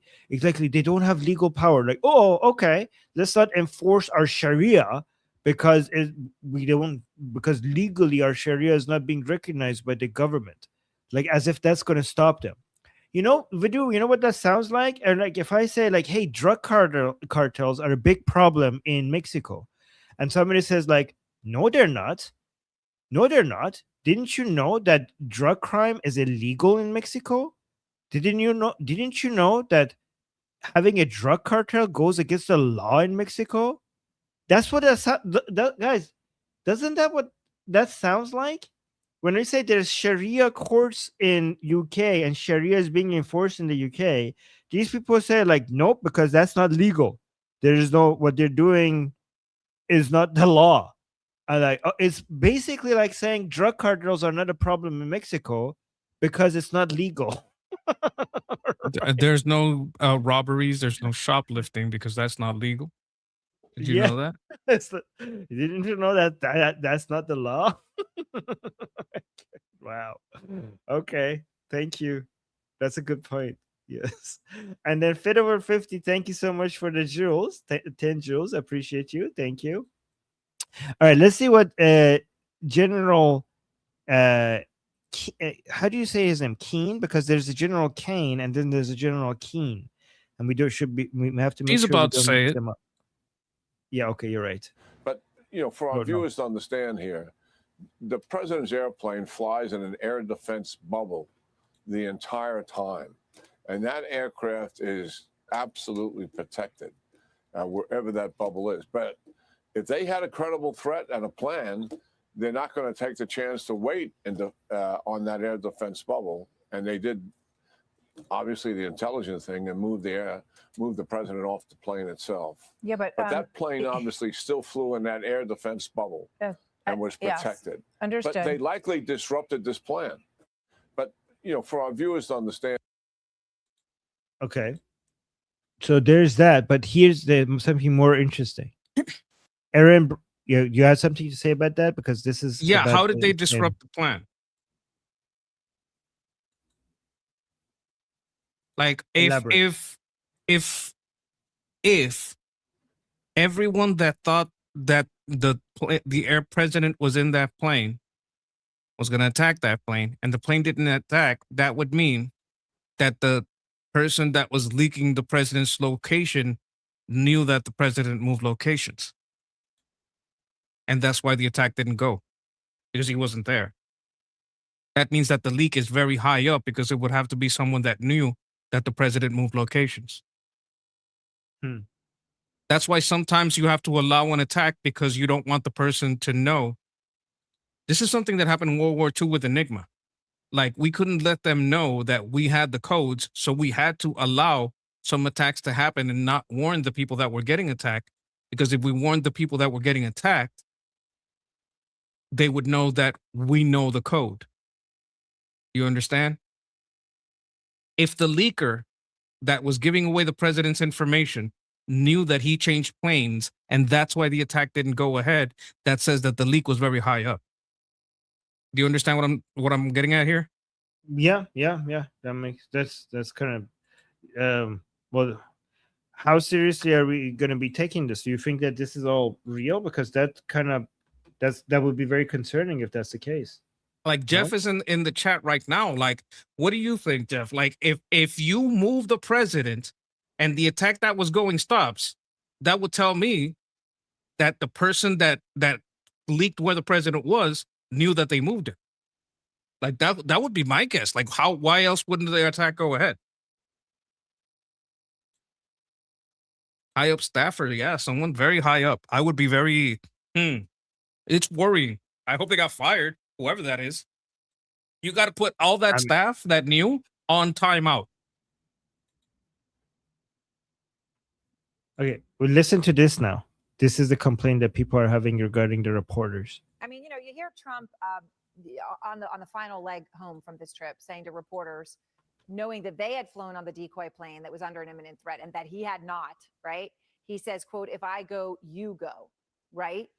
What do you even, how haunting is that statement, given what we know now, as you look at all this whole thing that was pulled off with catering trucks? Well, it's obviously not true. If I go, you go. That's not what happened. In fact, it was a bait and switch. He put people in harm's way to save himself.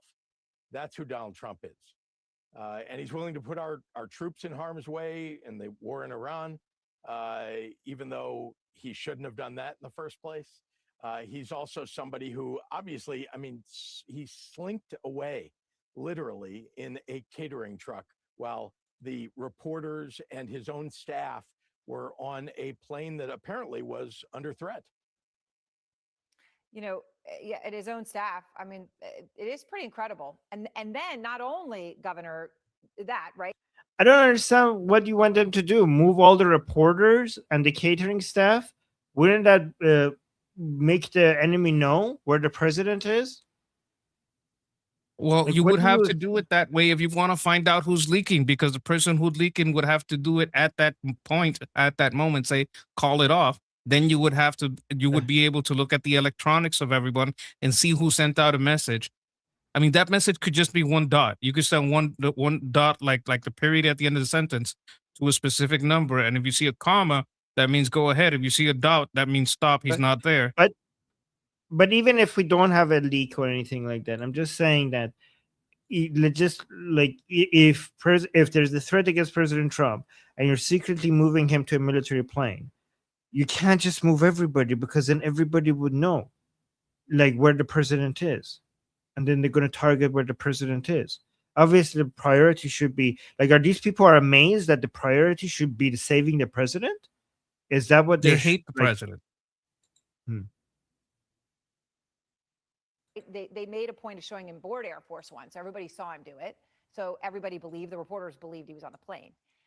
But then when he got off the plane, they stuck him back on so he could walk off the plane. They're hoping that nobody would ever know this had happened. I just want to be clear here. The New York Times reporting originally was extremely clear, right? It was that the imminent threat was to whatever plane Trump was believed to be flying on. So the White House made every effort for everyone on the planet to believe that the plane that Trump is on was the plane that all the reporters were on and his own staff was on, even though they took him off. Right? I mean, that's a fact of the situation. You know, how do you make sense of this? Do you think that anyone on that plane had the right to be briefed on this, even though they're not the primary security focus? He did not need to put his Have the right to be briefed on this? Like that would get leaked. What are you talking about?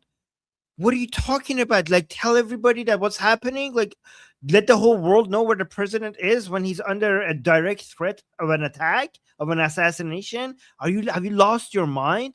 Like you guys have, oh my God. Not the primary security focus? He did not need to put his staff and those reporters in harm's way. He literally could have warned them. The Islamic Republic puts them in harm's way. What are you talking about? He didn't put them in harm's way. Yeah, Jeffrey's commenting that would violate operational security. OPSEC. Exactly. Yeah, exactly. Them and taken them off the flight. There were other ways to handle this, but instead he was okay with the idea that maybe that plane would be shot down, or maybe What are the other ways to handle this? Explain. Like, what is the other way? there was some other security threat to that aircraft. That's clearly what all of this indicates. He really doesn't give a darn about the people on that plane. Now, It's not even his decision. He follows the Secret Service. When it comes to security, the president follows what the Secret Service tells him to do when it comes to his security. They're like, he One doesn't second. give a darn. They tell what? They tell him what he's supposed to do, and he does it. I'm getting a It's call. I'll be their right back. decision. You don't need to, you don't need to say that. It's okay. You always feel free. remember, he was also slinking away and ending up on his new Qatar paid for and apparently personally received 747. That's, I mean, a total act of corruption. He's accepting money and gifts from foreign governments. This is at a moment when people can't afford food. People aren't going to have Medicaid to cover them, to give them health care. And he's taking all those things away from them. And meanwhile, we're all talking about this ruse and what he's doing to the people around him. We all ought to be focusing on what's best for the people of the United States who are, frankly, under threat by Donald Trump and H.R. 1. I mean, you know, The United States is threatened by the Islamic Republic, who is trying to kill your president, and you're framing it as the United States being under the threat by the president that is being targeted. Like, where's your? I know you don't like President Trump, but a foreign entity has threatened to kill your president, and then you're acting like the president is a threat to your country. Like, even if you disagree with President Trump, wouldn't this be a moment for you guys to unite with each other against this foreign threat? Like, even if you have disagreements with your president, when a foreign entity is trying to kill your president, that is the time that you unite with your president, even if you don't like it, against that foreign entity. How, like, oh my God, these idiots. They're traitors. They're not idiots. Yeah, I know. It's just a figure of speech. It's frustrating. Yeah. Jesus Christ. Okay, let me do some super chats and then I go. Okay, so Alexia saying, Havoto Daram. Havoto Daram is in Persian, means I have your back. Thank you, Alexia. Saying, I am in harm's way for saying, okay, well, don't say it then. Don't say the things that puts you in harm's way. Don't do the things that puts you in harm's way. Saying Payande Iran Javicha. And Javicha. Alexia, if what you're doing is putting you in harm's way, then don't do it. Please take care of yourself. And then you start, yes. And Monkey, you start this comment. Yes, Amu Jeff, Uncle Jeff is back. Always glad to see him. He says tactical ambiguity to confuse attackers. Yes, you're not going to say exactly where you are ever. That's like always a thing, always has been a thing. And if Obama was doing it, they wouldn't care. If Clinton was doing it, they wouldn't care. This is biased reporting by a biased reporter in a biased network. They hate America. They want to turn it into some socialist experiment, socialist dystopia, and they're just traitors. Thank you, Jeff. True. Thank you, Jeff. I'm Jeff. Alexia is saying, could I allow my friend to join us on school? Yeah, of course.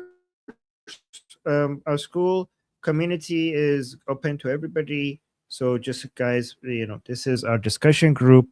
Let me just show it on the screen. Guys, we have daily calls every day. So everybody is free to join and come talk to us every day.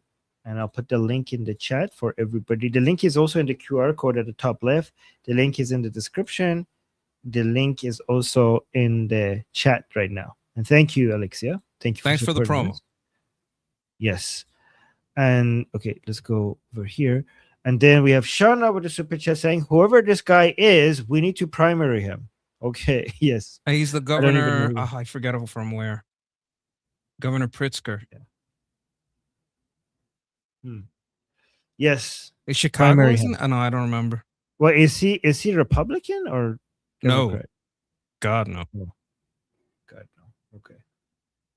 All right. So then if he's a Democrat, then primarying him would mean that you guys have to go vote for the DSA candidate, probably. I don't know. Yeah. Don't do that. Okay, so don't do that. Just defeat him in the general, right? In the midterms, not in the primary.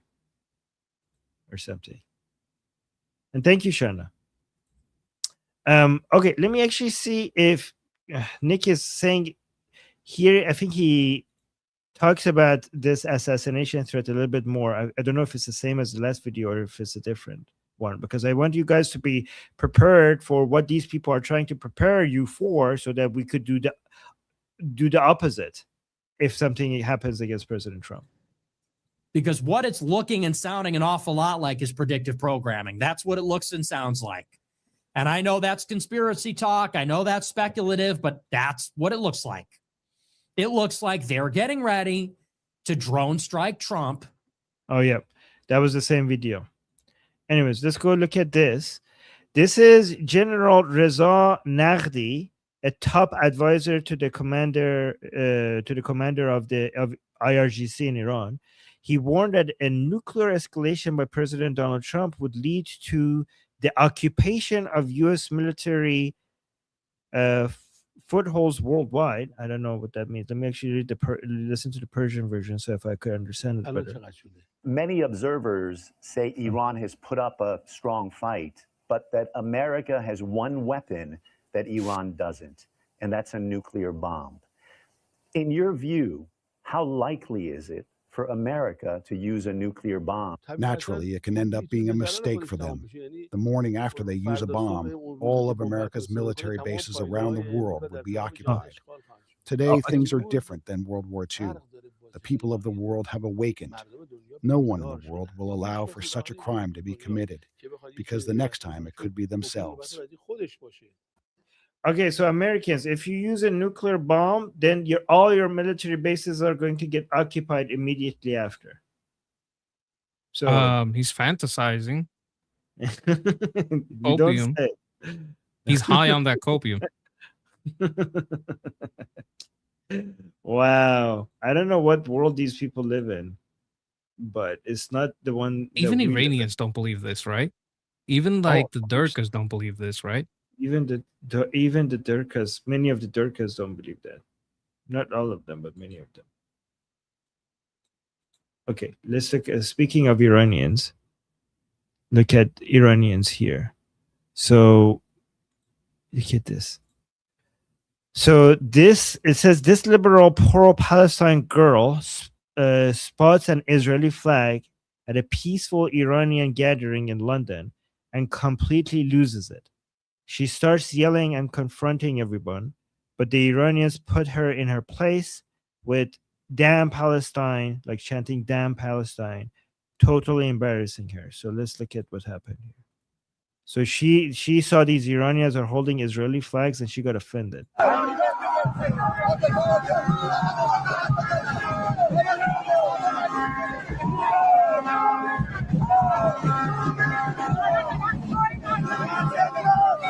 So this is the liberal girl who's offended that these Iranians are holding Israeli flag, and they're just telling her to get the hell out.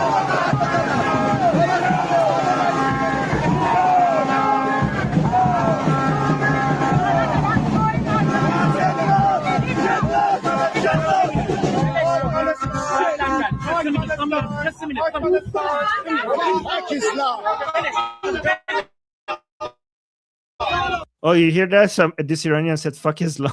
Some Iranian said "fuck Islam."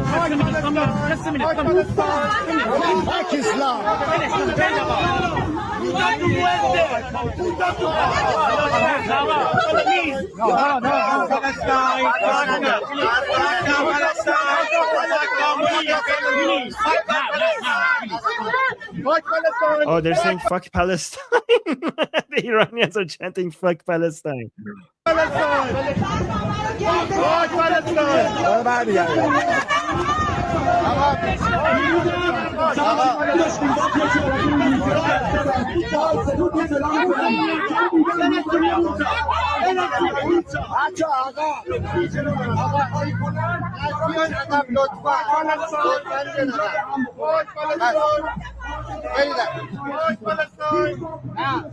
Wow, they're chanting "fuck Palestine, fuck Palestine."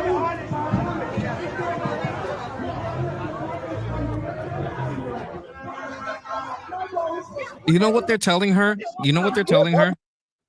What? They're not gonna fight you. You're not a man. There's 3 guys here, and the 3 of us are not gonna take on those 50 guys.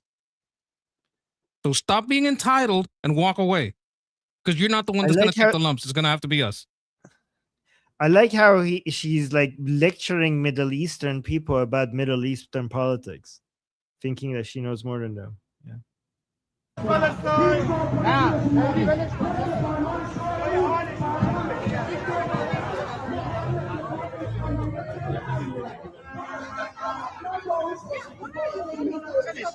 Yeah, public. What is your Yeah, problem? public. And what is your Yeah, I problem? can. And what is your problem? Yeah, And public. what is your problem? And what is your problem? What's your problem? And what is your problem? What is your problem? Watch the boss.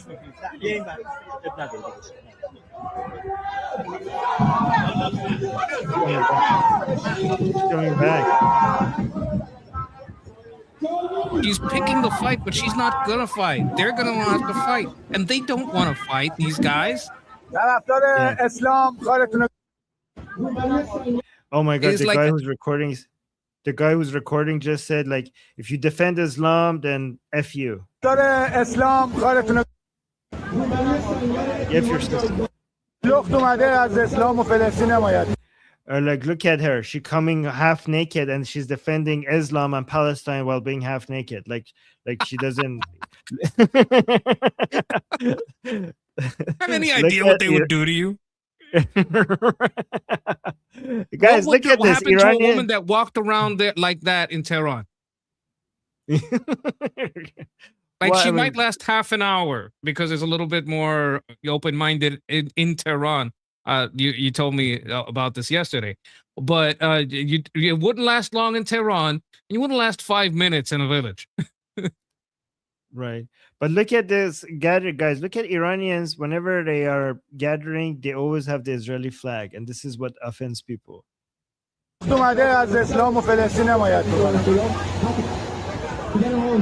wonder where this is.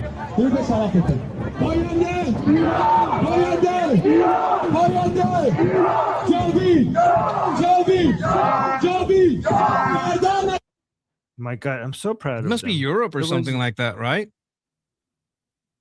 Probably somewhere in London. London. It's London. Oh, it is summer.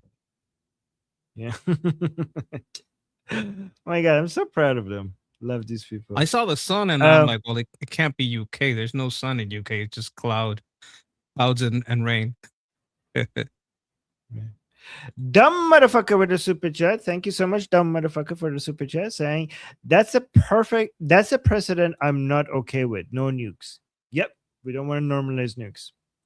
For sure. Well, we kind of set that precedent like a little while ago. Like we we went okay, there. Okay. We went there. You know, actually, this might be controversial, but that actually saved more lives than it took. Oh, absolutely. If we didn't have to do the bat bomb, Yes. that would have been worse. Yeah. Okay, let's look at this. I have no idea what we're walking into. Let's go talk about this Muslim guy trying to make it into Senate. Football is very much associated with a particularly masculine and oftentimes toxically masculine culture. What a beta. If your husband uses the term toxic masculinity, you have a wife, not a husband, especially if he's part of a culture that forces women to cover their hair and their bodies in order to be Wait, seen. really? This Abdul Al Sayed guy, who is a Muslim, is talking about toxic masculinity while being a Muslim? Are you kidding me? If there was anything called toxic masculinity, you would see the highest amount of it in Islam. What the? Oh my God! I didn't even know this guy was so beta. Hold on. Football is very much associated with a particularly masculine and oftentimes toxically masculine culture. What a beta.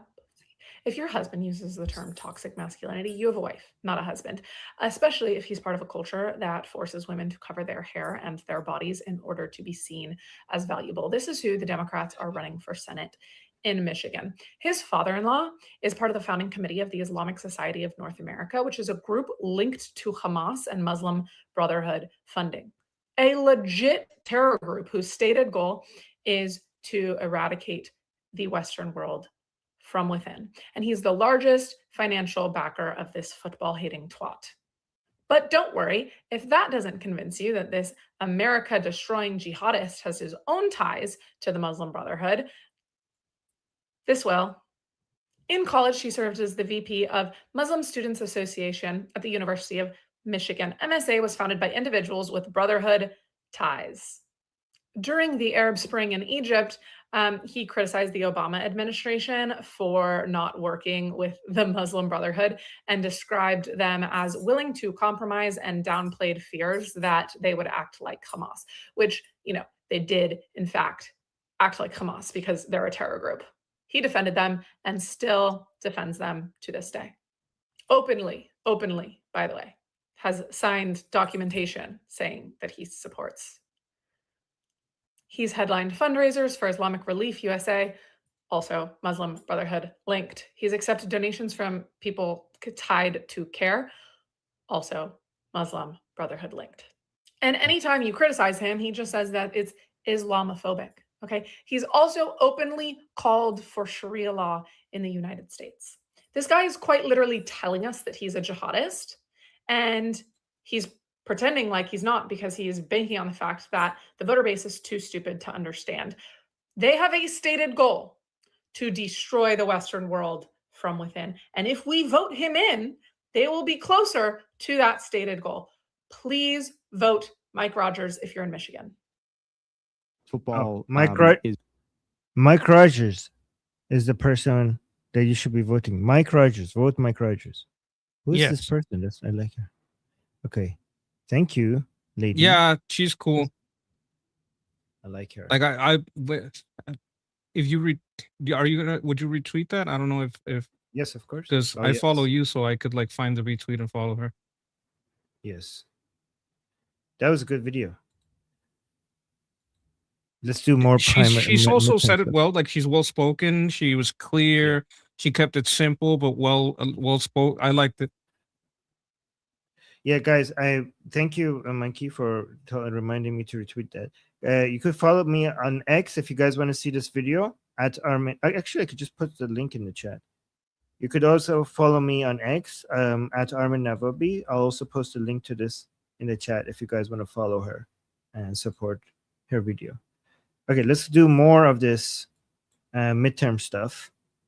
And there is this Muslim guy. You can almost hear a collective gasp across Michigan for all the things he spends time hating on. I mean, when I go back, I want to, make sure we're protecting our faith and our families and our factories and our freedoms, while he's advocating doing away with our fireworks, football, the 4th of July. This guy spent hours hating on what most Michiganders would enjoy in their pastimes, and he should be held to account for that. These are views that he held that he was pretty strong about, but he knew that he had to delete them all for if people really knew who he was, they wouldn't vote for him. So you're right. It's just a matter of making sure we have the resources and the people that are out there fighting what I think is the heart and soul of the country in this particular race. And so they can go to rogersforsenate.com and please join this fight. We're going to need you. America needs you in this particular fight. You can almost hear it. Yeah, let me see. This is very important. Do we need to keep advertising this? Let me see if this is the same video or some. Again, this isn't your dad's Democrat Party or your grandparents' Democrat Party. It has changed. Here's the good news, Sean. We're getting a lot of folks who are Democrats who are saying in the state, we can't do this. This can't be the direction of the state and the country. And they're joining on to the Rogers for Senate campaign. A lot of them go to rogersforsenate.com and hop on there and talk to us and get involved in the campaign. That's the good news. Again, this is. Wait, is this him? Is this Mike Rogers who's speaking? Let me see if that looks like him. Now, this is what I've been talking about. We have to make it too big to rig. Yes, we know that we have problems in the system. So I agree here. While Armin does some research, I just want to say, get out there and vote. Yes. Yeah, this is him. Vote for this guy. Michigan. Don't let Islam take over your country. Go vote for Mike Rogers in Michigan. Yes. Right? Yes. Oh my God. Like, honestly, if he doesn't win, this is a huge leap towards Islamic takeover. Islam creeping into your country. Michigan. Let me see what the chances are. Michigan Senate. I don't know. What do you think the chances are that he's gonna win? The Mike Better Rogers against a DSA candidate than a normal Democrat. So should we be concerned or no? We should always be concerned. Okay, so here's the bad news and the good news. Okay, so the bad news is that there's two good news and one bad news. The bad news is that the Abdul El Sayed, his chances are now 60%. Okay, and Mike Rogers is like around 40%. So as of right now, Abdul El Sayed has a higher chance. That's the bad news. The good news is that we have so much time to change this. That's the good news number one. The good news number two is that the trend is in our favor. So you could see the difference used to be that Abdul El Sayed was 84% and Mike Rogers was like 15%. And now that gap is being reduced. So the trend is in our direction. So hopefully this gap closes. Yes. Yeah, guys, this is one of the most. Do you agree for the midterms that this is one of the most important ones to pay attention to? Like, this is the most important one to win. It would be a flip, right? It's already in the hands of blue. If they go so commie that it flips red, that gives us more power to pass the SAVE Act. It gives us more power across a lot of things. True. Ted Cruz including posted military. this. Oh wait, let me see what got it. Oh, you start this comment. Do you want to read this before we go to the next comment? Yes, Jeffrey is telling us that dropping a bomb on Hiroshima and Nagasaki saved 1 million Allied lives. This is, we're going to get into the rest of it further. 1 million Allied lives and more millions of Japanese lives due to the Imperial Japan's junta government goal to fight to the last child. Like, this is, yes, they were almost Dirk-alike in their willingness to sacrifice everyone. True. So, and there's also the bat bomb. People don't know about the bat bomb. The bat bomb was worse than H-bomb.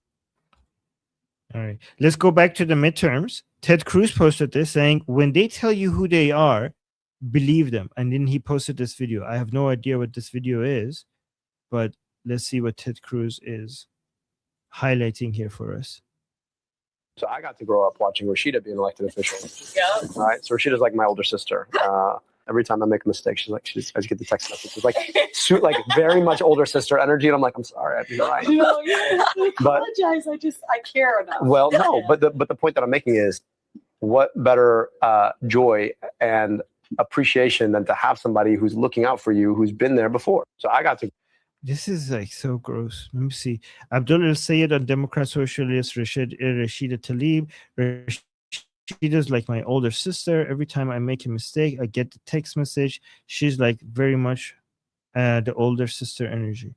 So yeah, I mean, I already assumed that these people are completely in line. So I don't know what exactly new information we're getting here. Have you ever seen her? Like in the hearings? Oh yeah, she's horrible. She's pro-Palestine more than anyone else I've seen. She's just an asshole too. Like she's yelling and changing the subject, won't let people answer. It's so bad. I watched her this morning. Really? See, you torture yourself even when I'm not torturing you with these videos. Yeah, but it was a hearing on the Brotherhood, Muslim Brotherhood. I had to know what's up. So, still, you do watch these. Let me see. This Hassan Parker saying it doesn't matter if rapes happen on October 7th. Let me. Yeah, he said that. He said that, and he said that the babies are also colonizers. So that the baby settlers are also colonizers, and they also need to go. Okay, let me play this. Some of what he actually has said about the depravity of the October 7th terror attack, the deadliest day for the Jewish people since the Holocaust. Quote, "It doesn't matter if effing rapes happened on October 7th. Like, that doesn't change the dynamic for me. The Palestinian resistance is not perfect." Now, let that sink in. Hassan Parker is excusing sexual violence by Hamas terrorists. He also claims Hamas is, quote, 1,000 times better than Israel. Hamas is a designated terror organization, not just by the US, but by the EU, Canada, Australia, New Zealand, just to name a few. Some of what. Okay, so what do you think? Well, he did say this. I did see the video of this. He also thinks that the babies of settlers are legitimate military targets for Hamas. He has said this on TV famously in the debate with Ethan Klein. Like, I saw this when it happened. Like, this guy is really, really horrible. He said that the Houthis are wonderful. Interviewed a Houthi, no pushback, just praise. Said that he was like Luffy from the famous anime, that he was just like a hero. So that's basically, providing material support in propaganda and marketing for the Houthis, a terrorist organization. I think this guy should be in jail or exiled. I do believe in exile. Here's a question. People are like, okay, but isn't this a good take by CNN? Like, why is CNN saying this? CNN is saying that this is evil. Hamas is way worse than Israel, and calling out this because people say CNN is bad, but here they seem to have a good take. How do you respond to that? Well, CNN is like Nick Fuentes, right? And Hassan Piker is like Candace Owens. So they're like, no, you're doing it wrong. You're being too out and open about it. You're saying all the stuff that you're supposed to keep quiet out loud. You're ruining our chances of winning because now our milquetoast candidates are winning in the nominations, but they can't win in the primary. They're being strategic. It's more dangerous. Okay. Speaking of, here's another thing. I know based on how much I watch these commies and these people, leftist people, I kind of know how they would respond to this, right? So let me play this last part and I'll tell you what they would say to this. One last thing is, quote, let me just make this point and then you could say that. Okay, let me give my point out as well. 1,000 times better than Israel. Hamas is a designated terror organization, not just by the US, but by the EU, Canada, Australia, New Zealand, just to name a few. So their response to this part is like, yeah, we know. because of the influence of Zionism. This actually proves our point. That you think that we think that the United States is the only country that has a Zionist takeover? You think that we don't know that everyone is compromised? Canada, Australia, Europe, Zionism has its tentacles in all of these countries. That's why. This is what their response would be. And go on, Monkey. If you are against people like Hassan Piker, right? If you want to know what the polar opposite is of him and you want to support it, the polar opposite of him would be people like Nuxanor, who was a guest of Armin, and the Hermit King Asmongold. Those are the two people who have been most vocal against the type of rhetoric that this man puts out there, and they are the most effective at showing his hypocrisy and the history of his hypocrisy, because these two statements that we're focusing on are just two. He does so many horrible things that using that against the DSA, once they get nominated, I don't care if they get nominated. I would rather they get nominated because they're easy to knock out in the general. But like knowing their history is important. The Roach King, yes, Asmongold. I do. Okay, so here's the thing, Monkey. You said it might not be safe to play Hassan Piker, so I shouldn't play this. It's 19 seconds. Should I not play this? I would Only stop 19 it once in a while. Okay, I think 19 seconds is basically gets stopped by itself in short amount of time, right? Given that it's 19. Okay, I'll go for stop. Okay.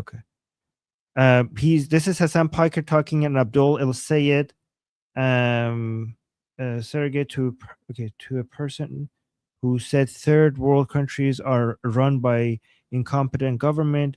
So he's saying you need to be shut. Oh my God. Okay, let me play this.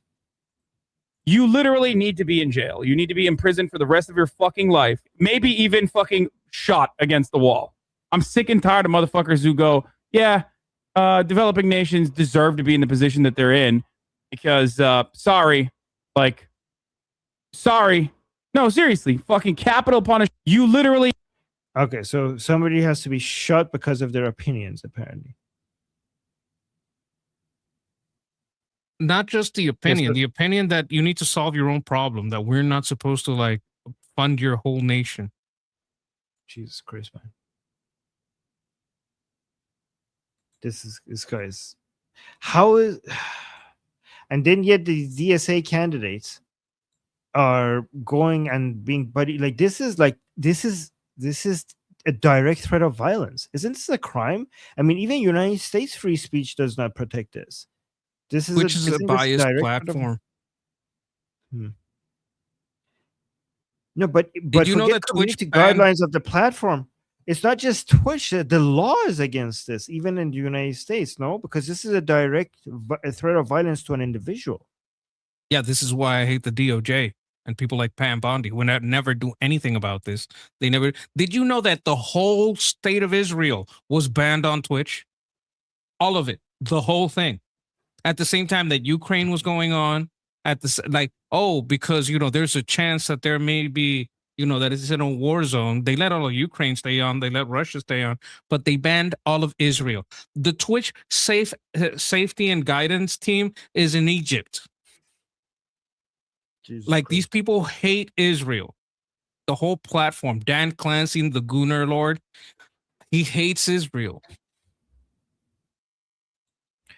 By the way, YouTube, we are not we're against this threat. We're just exposing it. We're exposing that some other people are threatening other people with a threat of harm.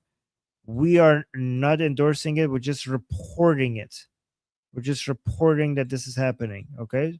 And speaking of, also, we got another super chat by Arash saying Hassan mocked Iran protesters during January massacre. I saw that. I saw that while it was happening. It was so infuriating. I saw that. Thank you, Arash. for reminding of us that.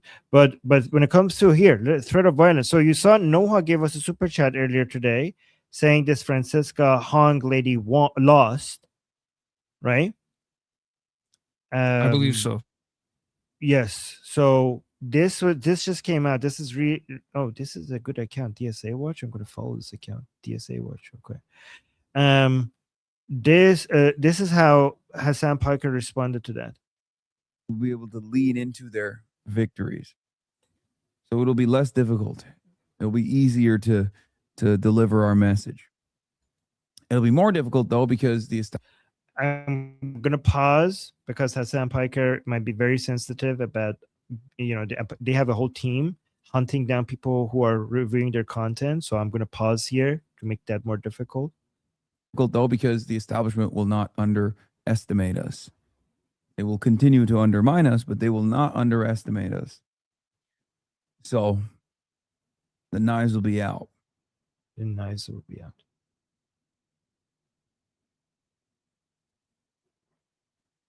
Also, we'll be able to. So yeah, the knives will be out. He has a very tiny head, and he's getting fat again. Did you see he framed the picture of 9/11 over there in the background? No. Where? Oh, wait, is that it? Yes. And he also has the China flag, the Cuba flag.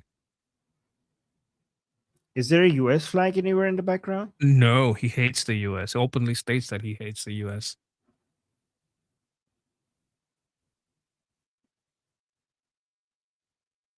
Okay, let's look at here. Oh, do I want to play this one? Okay, this is 3 minutes. Should I play this one, Monkey, or no? What do you think? What's the right strategy? I think we're gonna get flagged. Okay, I'm gonna skip this one.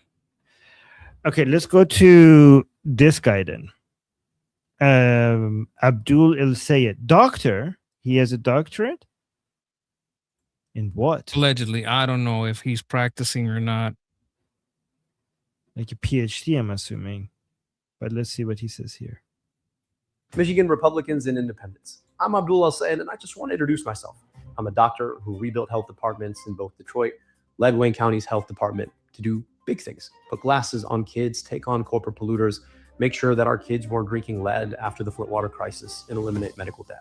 Now, I know I'm probably not your first choice for U.S. Senate, but I do want to offer a contrast. Do you remember this version of Mike Rogers?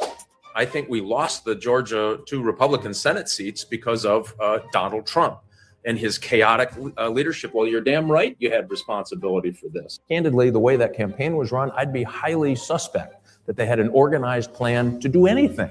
Well, it seems like that version of Mike Rogers is now doing this. Well, thank you, Mr. President. Thanks for gracing your presence here at the General Motors facility and bringing jobs back. This is a guy who just was convicted on 34 different counts, and it doesn't seem like it's changed his supporter base. What does that say about his supporter base to continue to... Can I stop it there 1 second? Yep.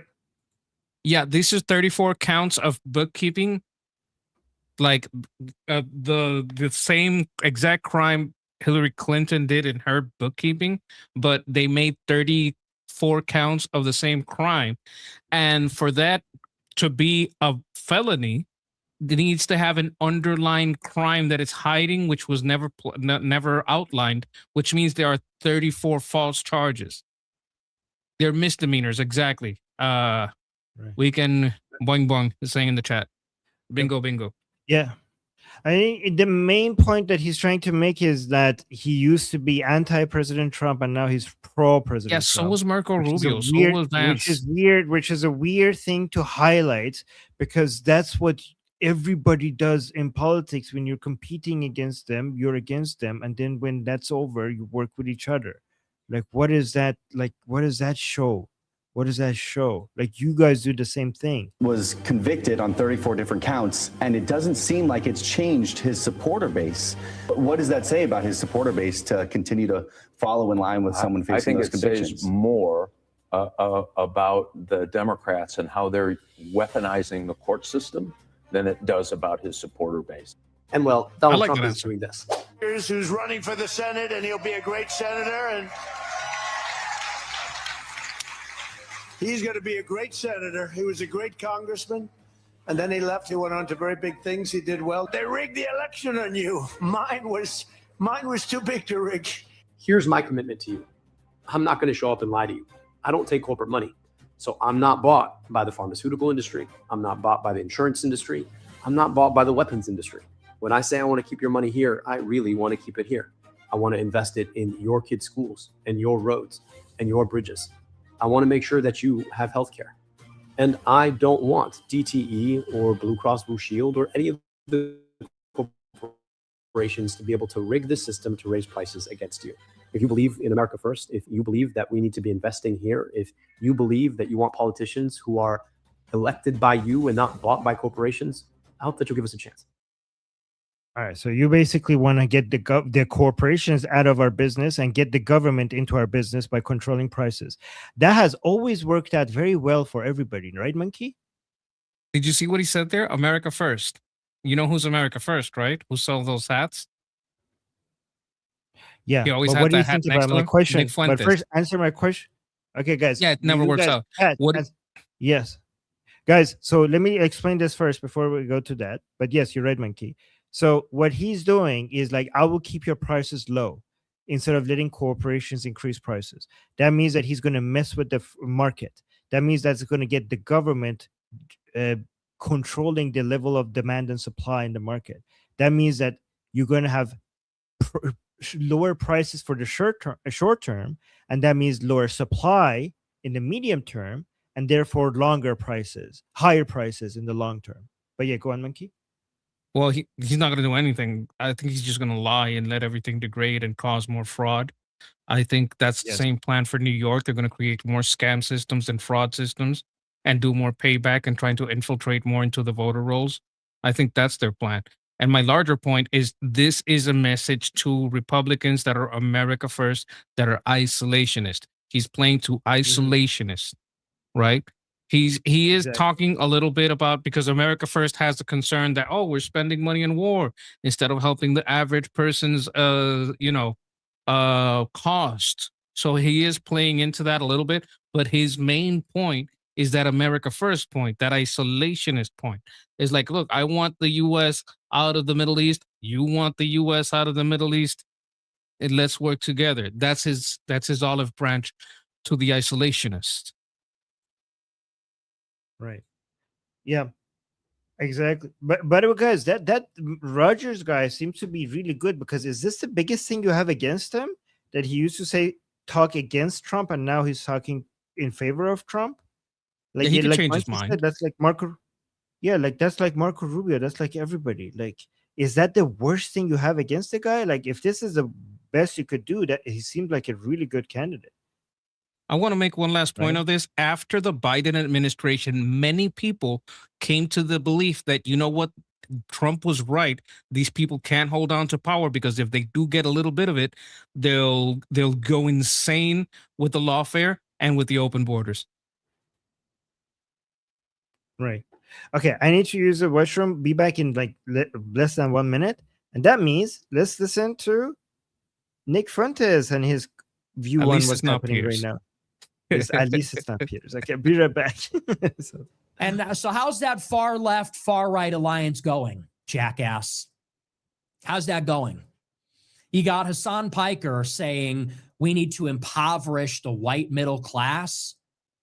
How's that any better than what any Jew says? I mean, literally, Hassan Piker is a Turk Muslim socialist.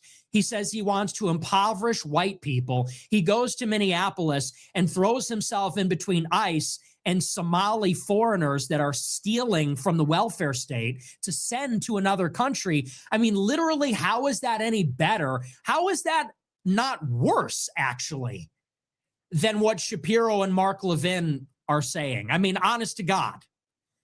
He is ostensibly an American and says, I want to impoverish white people. It's the state's sacred right to take white people's stuff and give it to foreign nationals from Africa to send as a remittance wait a to second. Somalia. Wait a second, Nick Fuentes. If that is worse, then you have to say I was wrong, because you said it doesn't get worse than the Jews. You said like the people who are pro-Muslim, the Muslims themselves, and the pro-Muslim leftists, don't let them distract you with that. The main problem is the Jews. And now you're saying, how is that not worse? Isn't that a contradiction from your earlier takes? Yeah, you know, that little yarmulke, microscopic at this point, is going to grow into a wide brim hat. You'll see. I'm kidding. It probably won't happen. Yeah. And people go, we're going to be in an alliance with them? Why? Because they're against Israel? Fuck them. Fuck those people. The DSA, the left. I will never ally with those people. And I said that when Charlie Kirk was assassinated.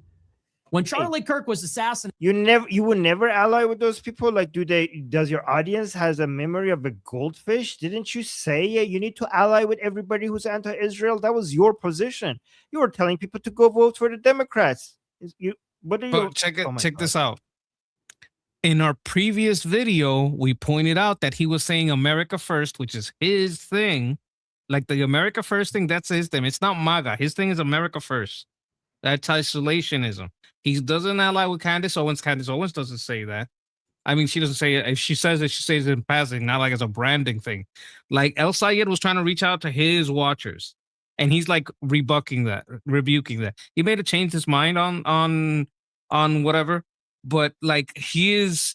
I like this retard fight. Let them fight. Yes, let him hate Al Sayed and the DSA. when Charlie Kirk was assassinated, whatever you think about it, whether you think it was Tyler Robinson or not, here's something that is indisputable that nobody talks about, and this is the checkmate. I know some people still believe it's a conspiracy. I know people think I'm controlled opposition because I don't. Here's what is not in dispute. Whoever murdered Charlie Kirk, whoever pulled the trigger, whatever you think about that, the far left celebrated. Israel didn't make them celebrate. Thousands and thousands of far left people, by all appearances, normal people that you go to work with and your kids go to school with, and they're at the PTA meetings and they're your colleagues and your neighbors. Hundreds, thousands of those people saw a 31-year-old white man get assassinated, publicly executed in front of the world, and they smiled and gleefully laughed and celebrated because they think Charlie Kirk is a Nazi. So he ain't wrong about this part. Let me tell you what's happening. And some of his audience are turning against him, right? Because Nick Fuentes was saying that Israel did not assassinate Charlie Kirk. And that's low IQ anti-Semitism, Candace Owens stuff, right? So many of his audience turn against him, and by telling him like, oh, okay, Nick Fuentes, you are now believing the FBI? You believe mainstream media now? What happened to you? You used to be cool.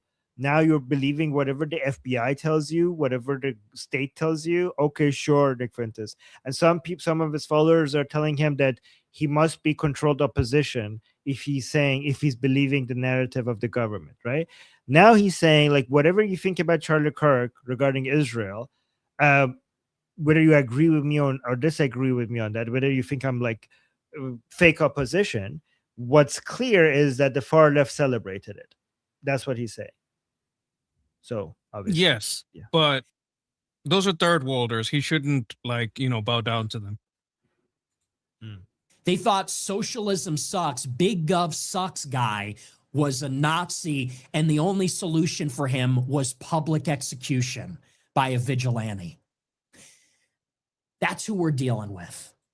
So, yeah, and Amir is pointing out that yes, Tucker Carlson was also spreading that narrative that Charlie Kirk was killed by Israel. Fuck those people. I don't want anything to do. And I said it then. I said people that gleefully smile at that want to hurt white people and Christians and Americans, they can have nothing to do with us. I don't care what their position is on Israel. And anyway, so Hassan Piker says, yeah, we're going to impoverish the white middle class. That's awesome. And by the way, that's all these DSA leftards, all of them. The Muslim in Michigan, Al Sayed, Zohran Mamdani, the ones in Denver, the ones that won their primary in New York City. They're all like this. It's all abolish ICE, abolish police, abolish prisons, amnesty for illegals and criminals. And then they want to tax the rich, and they want to redistribute all of the white people's money to the non-white people and the foreigners. And honestly, I don't know how that is any different or any better than the Jewish agenda for our country. What is the Jewish agenda for your country? Like, what is the Jewish agenda for your country? There's no Jewish agenda for your country. Like, there's an Islamic agenda. There's a communist agenda for your country. There's an Islamic agenda for your country. There is no Jewish agenda for your country. But go on. Yeah, what does Nux call him? Nux calls him Shlomo Fuentes. It says that Nux says that he's a Mossad agent, secretly being used to show how retarded Candace Owens and Tucker Carlson is by having him fight them. He says it kiddingly, of course, this is a joke, and Michael Feldman saying plot twist, Nick is a Mossad agent. You might be a Nux enjoyer, because that's what he likes to say. We're all joking about this, of course. Yeah. We got a super chat from Shauna. You want to read that? Yeah, I'll highlight Sure. Shauna is saying Trump is nearshoring by building, this is like restructuring plants that we have. Nearshoring by building medical plants and processing plants in old industrial heartland. Rogers is principled about bringing jobs in.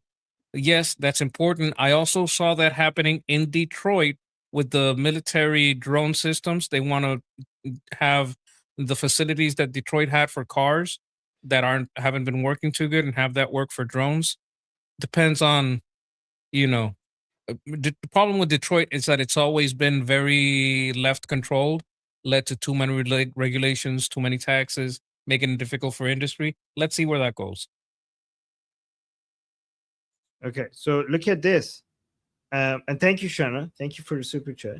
Thank you. Ilhan Omar wins the Democratic primary in Minnesota, Minnesota's 5th congressional district. I mean, this was to be expected, right? So yes. This is not a surprise. Okay. So what are the chances of her winning is she like winning the midterms? Well, her opposition is a woman also in the Republican side. So it's a woman on woman fight, and her opposition is a Muslim woman. So it's a Republican Muslim woman against a Democrat Muslim woman. A Republican Muslim woman? I was going to talk about it yesterday, but it was heated. It got heated yesterday, so I was like, you know what? I'm not even going to get into it. We were talking about this yesterday. We were saying hypothetically, if we get that. So, Monkey, here's a question. Would you vote for that Republican Muslim woman to keep Ilhan Omar out? I would absolutely do that. I would like if you look at her history, it's kind of interesting, actually. She was she fled the Saddam government, worked for I think it was USA Radio. It's like a Freedom Radio. Like her history is interesting. If you wanna take a look at that, Al-Kidi, I don't remember her name too well. I'm trying to find the search I had on her, but I would look up like her biggest competition is interesting woman. What's her? Oh my god! I'm trying to wait. Okay. Primary, not the primary. What the hell is? Let me see if I could find the odds. What's her name?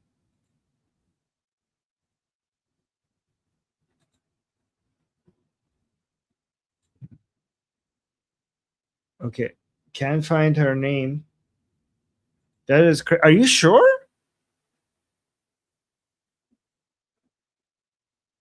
Okay, let me remove this. Okay. I'm going to look more into this because this is an interesting topic if it's true. All right, let me see. I could just bring this up. I don't know why Monkey's not speaking. So Ilhan Omar just won the primary. Okay. Ilhan Omar just won the primary.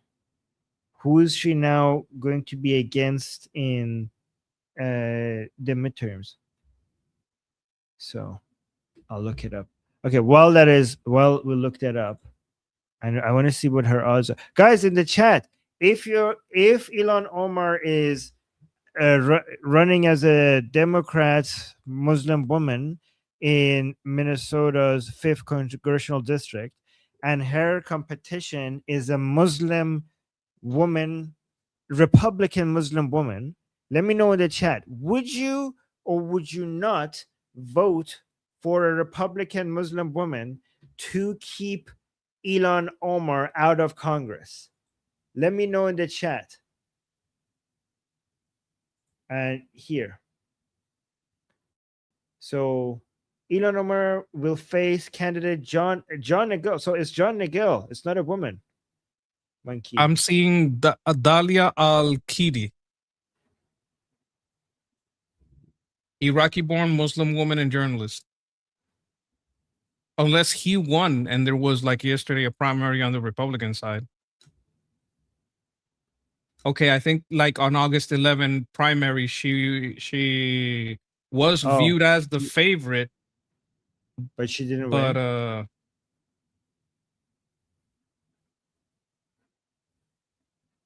Yeah, 80%. Oh no, yeah, Dalia lost the Republican primary.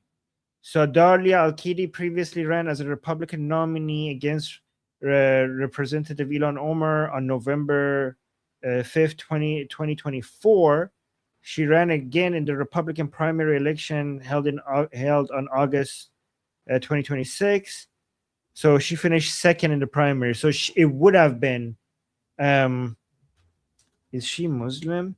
Okay, so this would have been Muslim versus Democrat Muslim versus Republican Muslim, but she lost the primary. What I'm seeing here is she fled Saddam Hussein's Iraq, came to the USA as a refugee in the 90s, and she worked as a journalist and counter-extremism advocate. She's secular, strongly pro-Israel, positioned herself as a critic of Islam and Islamism, and of Omar. She considered to be one of the stronger Republican contenders, but this was like I said, this was yesterday when the primaries hadn't been decided. It was between them. Okay. Like, still vote for John. We're not against John. John Nagel. Vote for that guy.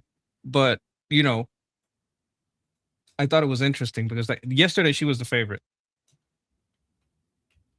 Okay, so should we do a poll out of like so this is not going to be the case anymore because she lost. But I'm wondering if people in the chat would vote for a Muslim Republican woman to keep Ilhan Omar out of Congress, right?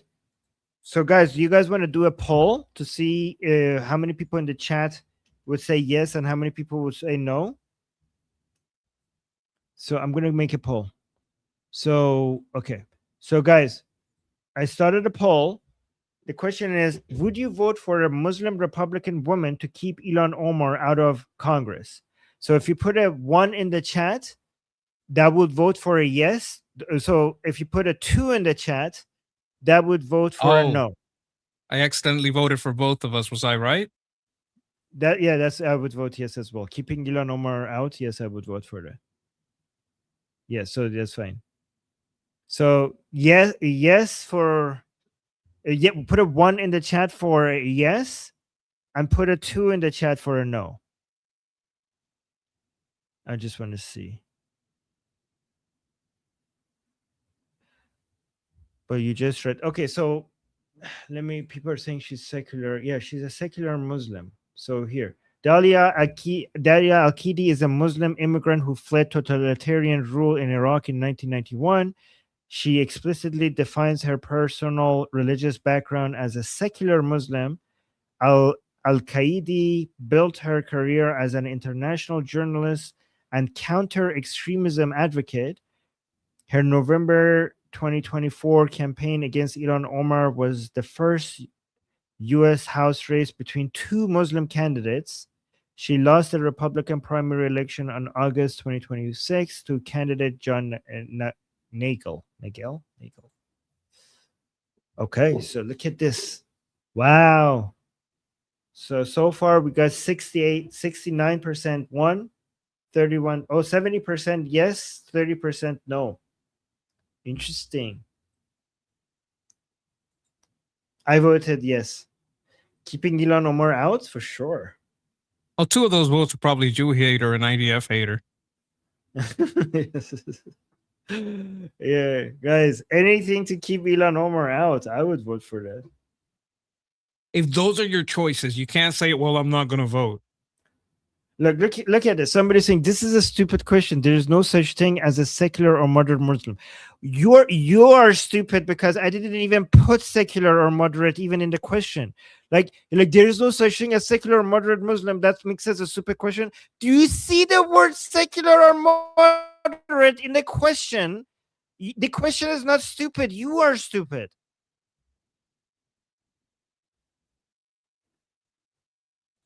You're just projecting onto the question. Yes, I didn't even say whether there's such a thing or not. It says a Muslim Republican.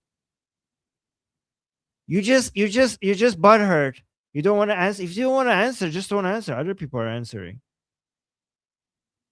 Somebody saying I'd vote to deport Omar. That's not in the options. Do you see that in the options? You're answering a different poll.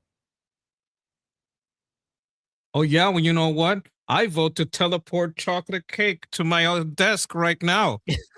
Oh, yes. Where's the 3? I mean, if we could add options, I'll choose the option where Marco Rubio is president and Ilhan Omar was never even born. I'll vote for that one.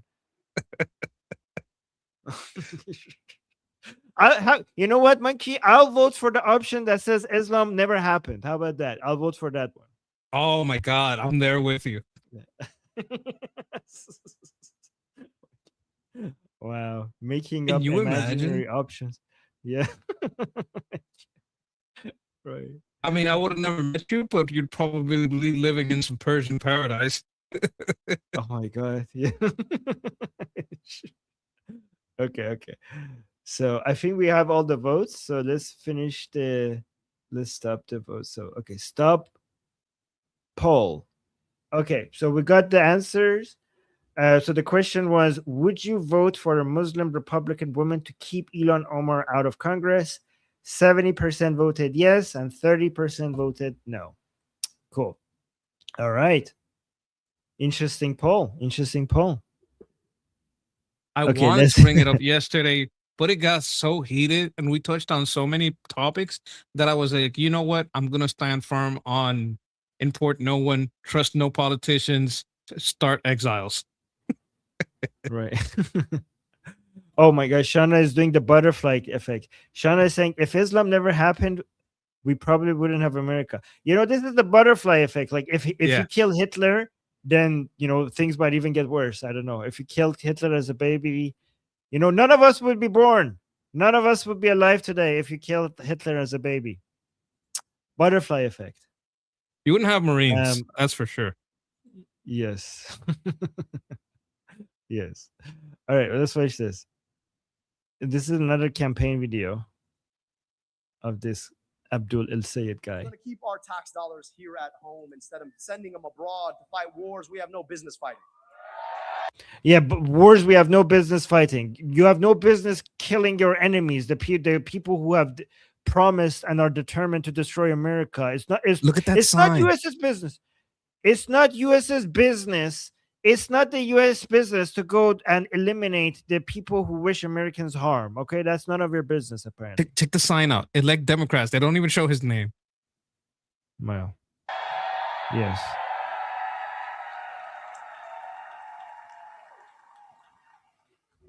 And we're finally going to meet the unmet promise of guaranteeing every single person in this country the health care they need and deserve through Medicare for all. Yeah, more government. Yay! More government is the solution. All empirical data shows that when you get more government, everything gets better and cheaper and more efficient. Yay! I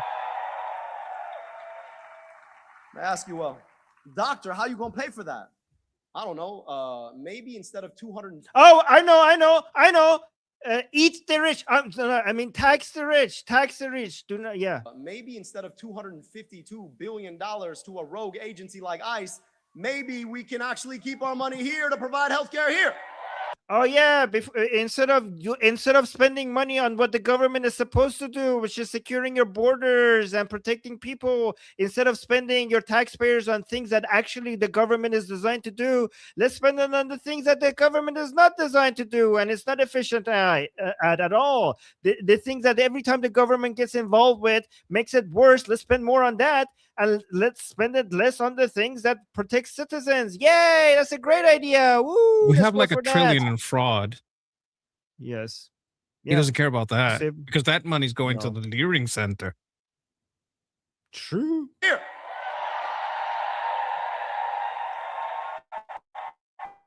We can have a secure border. We can enforce immigration policy, but we can do it without shooting people in the face or the back of the head. What? ICE shoots people in the back of the head? ICE is defending itself against hostile people who are attacking ICE agents while they're trying to do their job.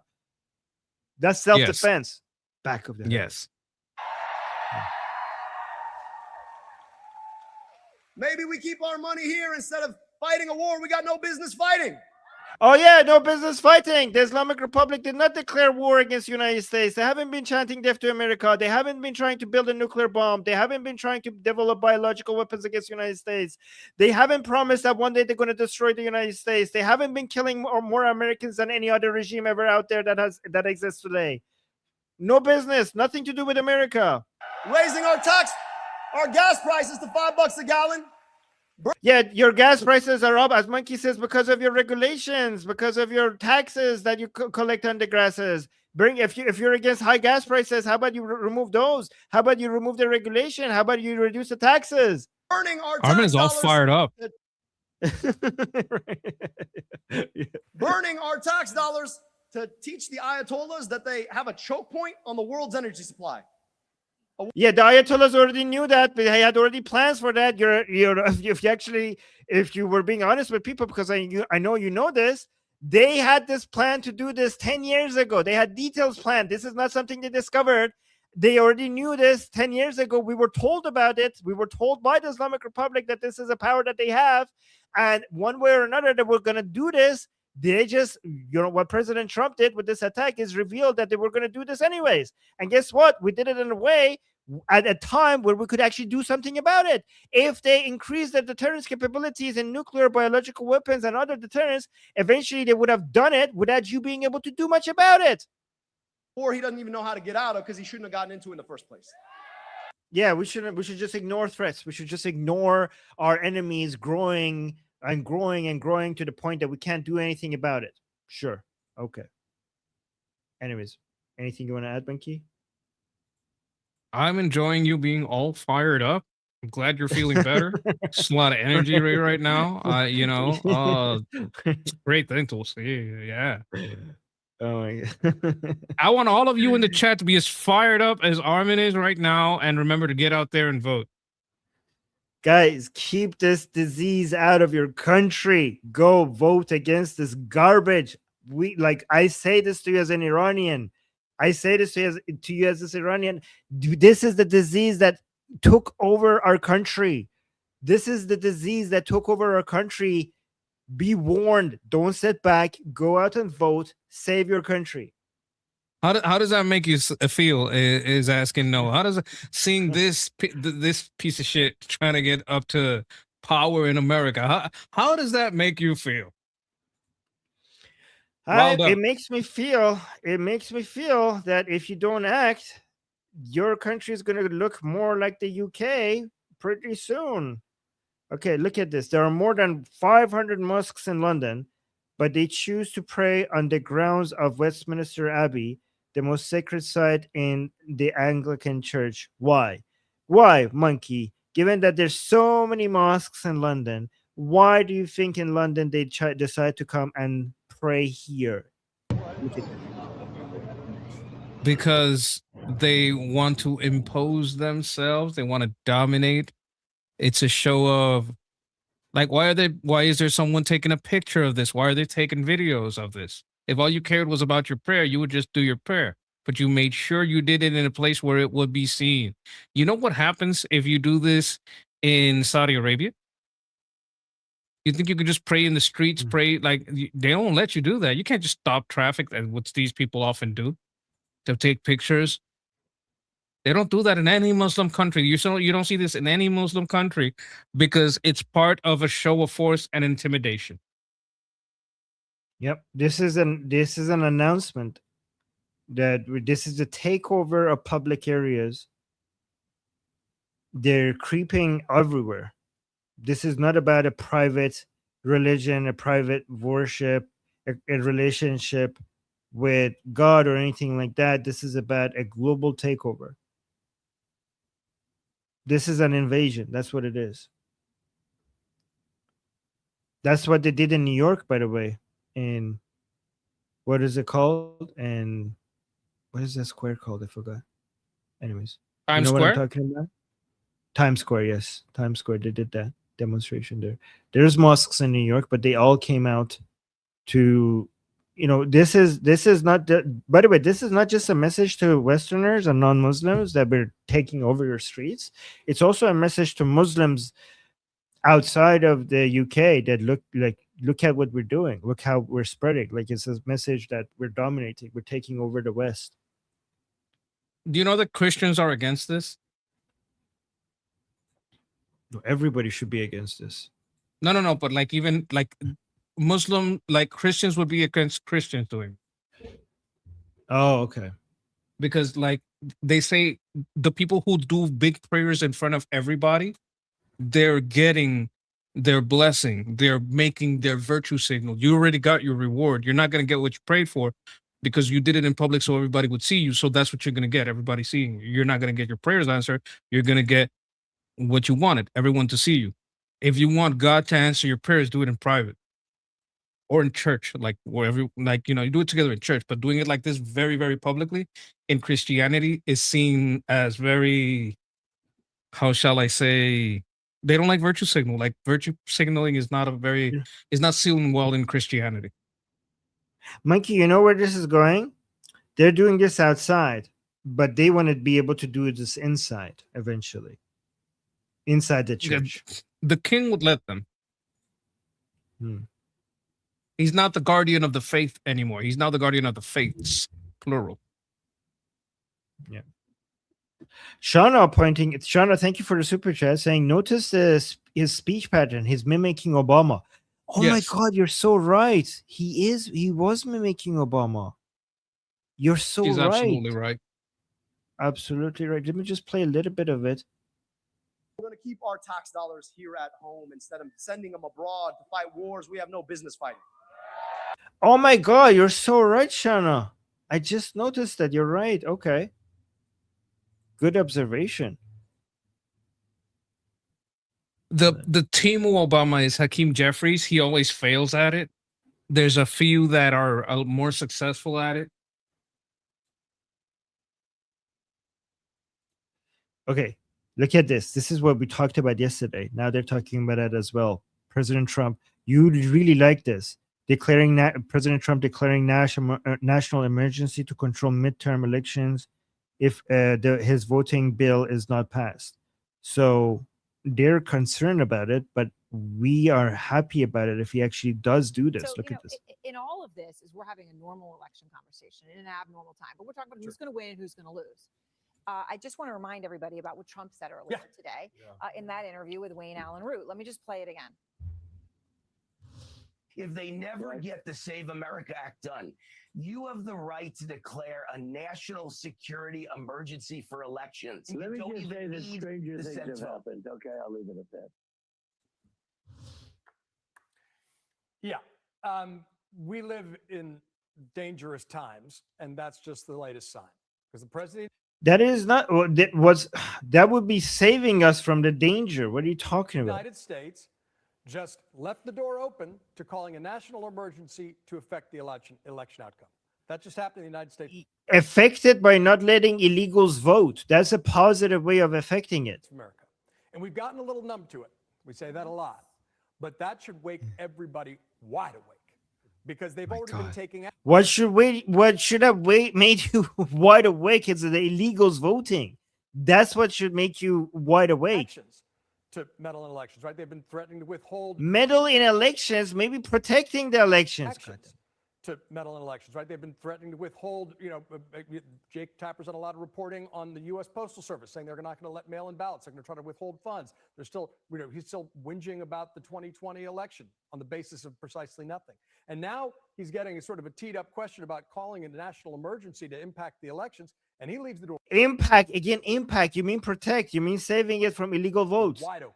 Yeah. That's dangerous. And a lot of people have say, oh, well, he's just saying this. Yeah. Nope. He's just saying this. They're not really going to do it. I think They're we not should really take gonna Trump do at it. his word here They're not gonna, yeah. because his actions have proven his seriousness on this front. Election denial is a I hope he does consistency, a feature of Donald Trump's politics, and so is the creating the pretense for said denial. His speech that he gave in Washington about supposed threats wasn't some serendipitous act. It was him laying the groundwork for what we can see in November. And so I think we should see these midterms elections as one where Donald Trump will be the main character. We've been in this primary fight of progressive versus moderate, and certainly Republicans are going to try to make the focus on progressives, but Donald Trump has an obsession with the spotlight, and he will take his radicalism I mean, they're to trying to get the voter to doubt the integrity of our election system, and of all the things this president could be working on, this is not it. And remember, Trump's 25% with independents. He is deeply unpopular. When you're in that position, you either don't care or you try to find another way to win. That's right. What kind of panel is this? You don't have any opposition here? Like when we were watching Jesse Waters' panel on Fox News, he had a Democrat sitting next to him that was against Jesse Waters. That's what he had on his panel. What is this? Is this a circle jerk? Like, what is the point of this panel? Nobody's going to do a pushback against any of these points. Fox tends to have two. He's not going to do it. Like, I pray to God every day, please give me a Trump that is at least 1/10 the authoritarian that these people say he is. But it never happens. Like, I wish. He's too much of a pussy to do this. He's too much of a Democrat to do this. He's scared. I don't know why. I would have done it. I would have done it so long ago. I would have declared it the day that he had all that evidence. I would have started DOJ busting down doors using the Senate hearing we just did to treat CARE as a terrorist organization, start the RICO Act, go into all these investigations, start arresting some of the CNN motherfuckers, their executives. I'd be arresting every corporation that had immigrants illegally working for them. I would have so many people in fucking jail that you would not believe it. Like, I would go full scorched earth. Like, they would not dare. They would not fucking dare. I'd have so many people in California arrested. I'd have the governor of California arrested. I'd have the governor of Michigan arrested. I'd have Ilhan Omar in bars. I'd have Ilhan Omar in Guantanamo for marrying her brother to bring him in. They're too soft. Okay. Somebody in the chat is saying it's CNN. What did you expect, Armin? Hey, I didn't expect anything else, but I'm still gonna react the way I am. Like when I play Hassan Piker, I'm still gonna, if he says something retarded, I'm still gonna react to it the way I do, even if I didn't expect anything else from him. Can I make a recommendation? Watch Armin's old reactions to Piers Morgan. You're gonna hear a lot of screaming. Yeah, people think that I expected something else from CNN. Like, you don't know me if you think that. Amy with a super chat. Thank you so much for thank you so much, Amy, for the support. Saying if Christians show up outside of a mosque in Dearborn, they are not welcome. The bikers from, do you want to read this? I don't know how to pronounce this. Turkis? Bikers from Sturgis are going down to Dearborn for the city council meeting on August 18th to advocate for Christians. I guess we'll see how that goes. Oh, shit.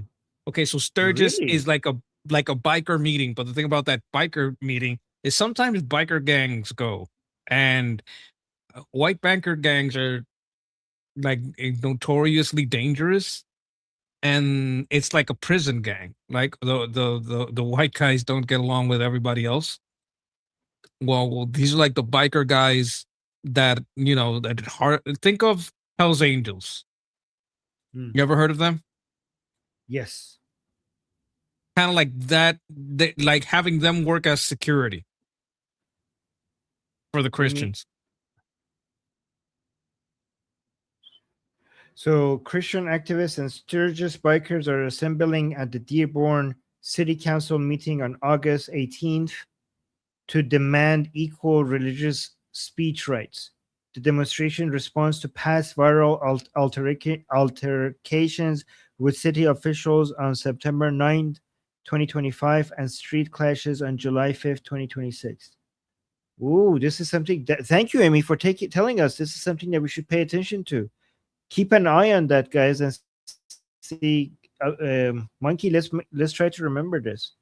So the so biker groups returning from the Sturgis rally are organizing. Okay, yeah, this action follows a viral September 9th, 2025 confrontation where Mayor Abdullah Hamoud told a Christian pastor he was not welcome. What? Subsequent rallies and protests in November 2025 and July 2026 led to heated public clashes and legal charges. Demonstrators seek to defend Christian constitutional rights to assemble peacefully and speak out at municipal meetings. Okay, thank you for letting us know, Amy. That's important. All right, and mostly veterans, Aaron is saying. So, yes, there's a lot of them that are not in a gang, but they are veterans. All right, Monkey. So we have just a few more minutes, and I really want to play this one as well. Oh no, I can't. This is 4 minutes long. We don't have enough time. So never mind that. Guys, we're gonna have to go because we only have 1 hour to our group call. Guys, we have daily group calls in our group discussion. The link is in the chat. The link is in the QR code. The link is in the description. Monkey, will you be there today? No, not today. You can't, right? But tomorrow probably you will make it, right? I may go in at the end. I have to do something today at school. Not my school, the kids' school. But Yes, okay. if I get out early, I'll drop by. All right, so I have only 2 more minutes to say this. So, guys, we have daily group calls in our group discussion. So, join us there. If you don't want to join, watch us have our group calls. They're watching it. You could watch it on the live sections of Liberty Politics. We broadcast our discussions there live on YouTube. So make sure you subscribe to Liberty Politics. And please like this video, guys. Liking these streams really helps us grow. Thank you to everybody who's already liking. And if you subscribe to Liberty Politics, don't forget to also hit the bell notification so YouTube actually tells you when we go live.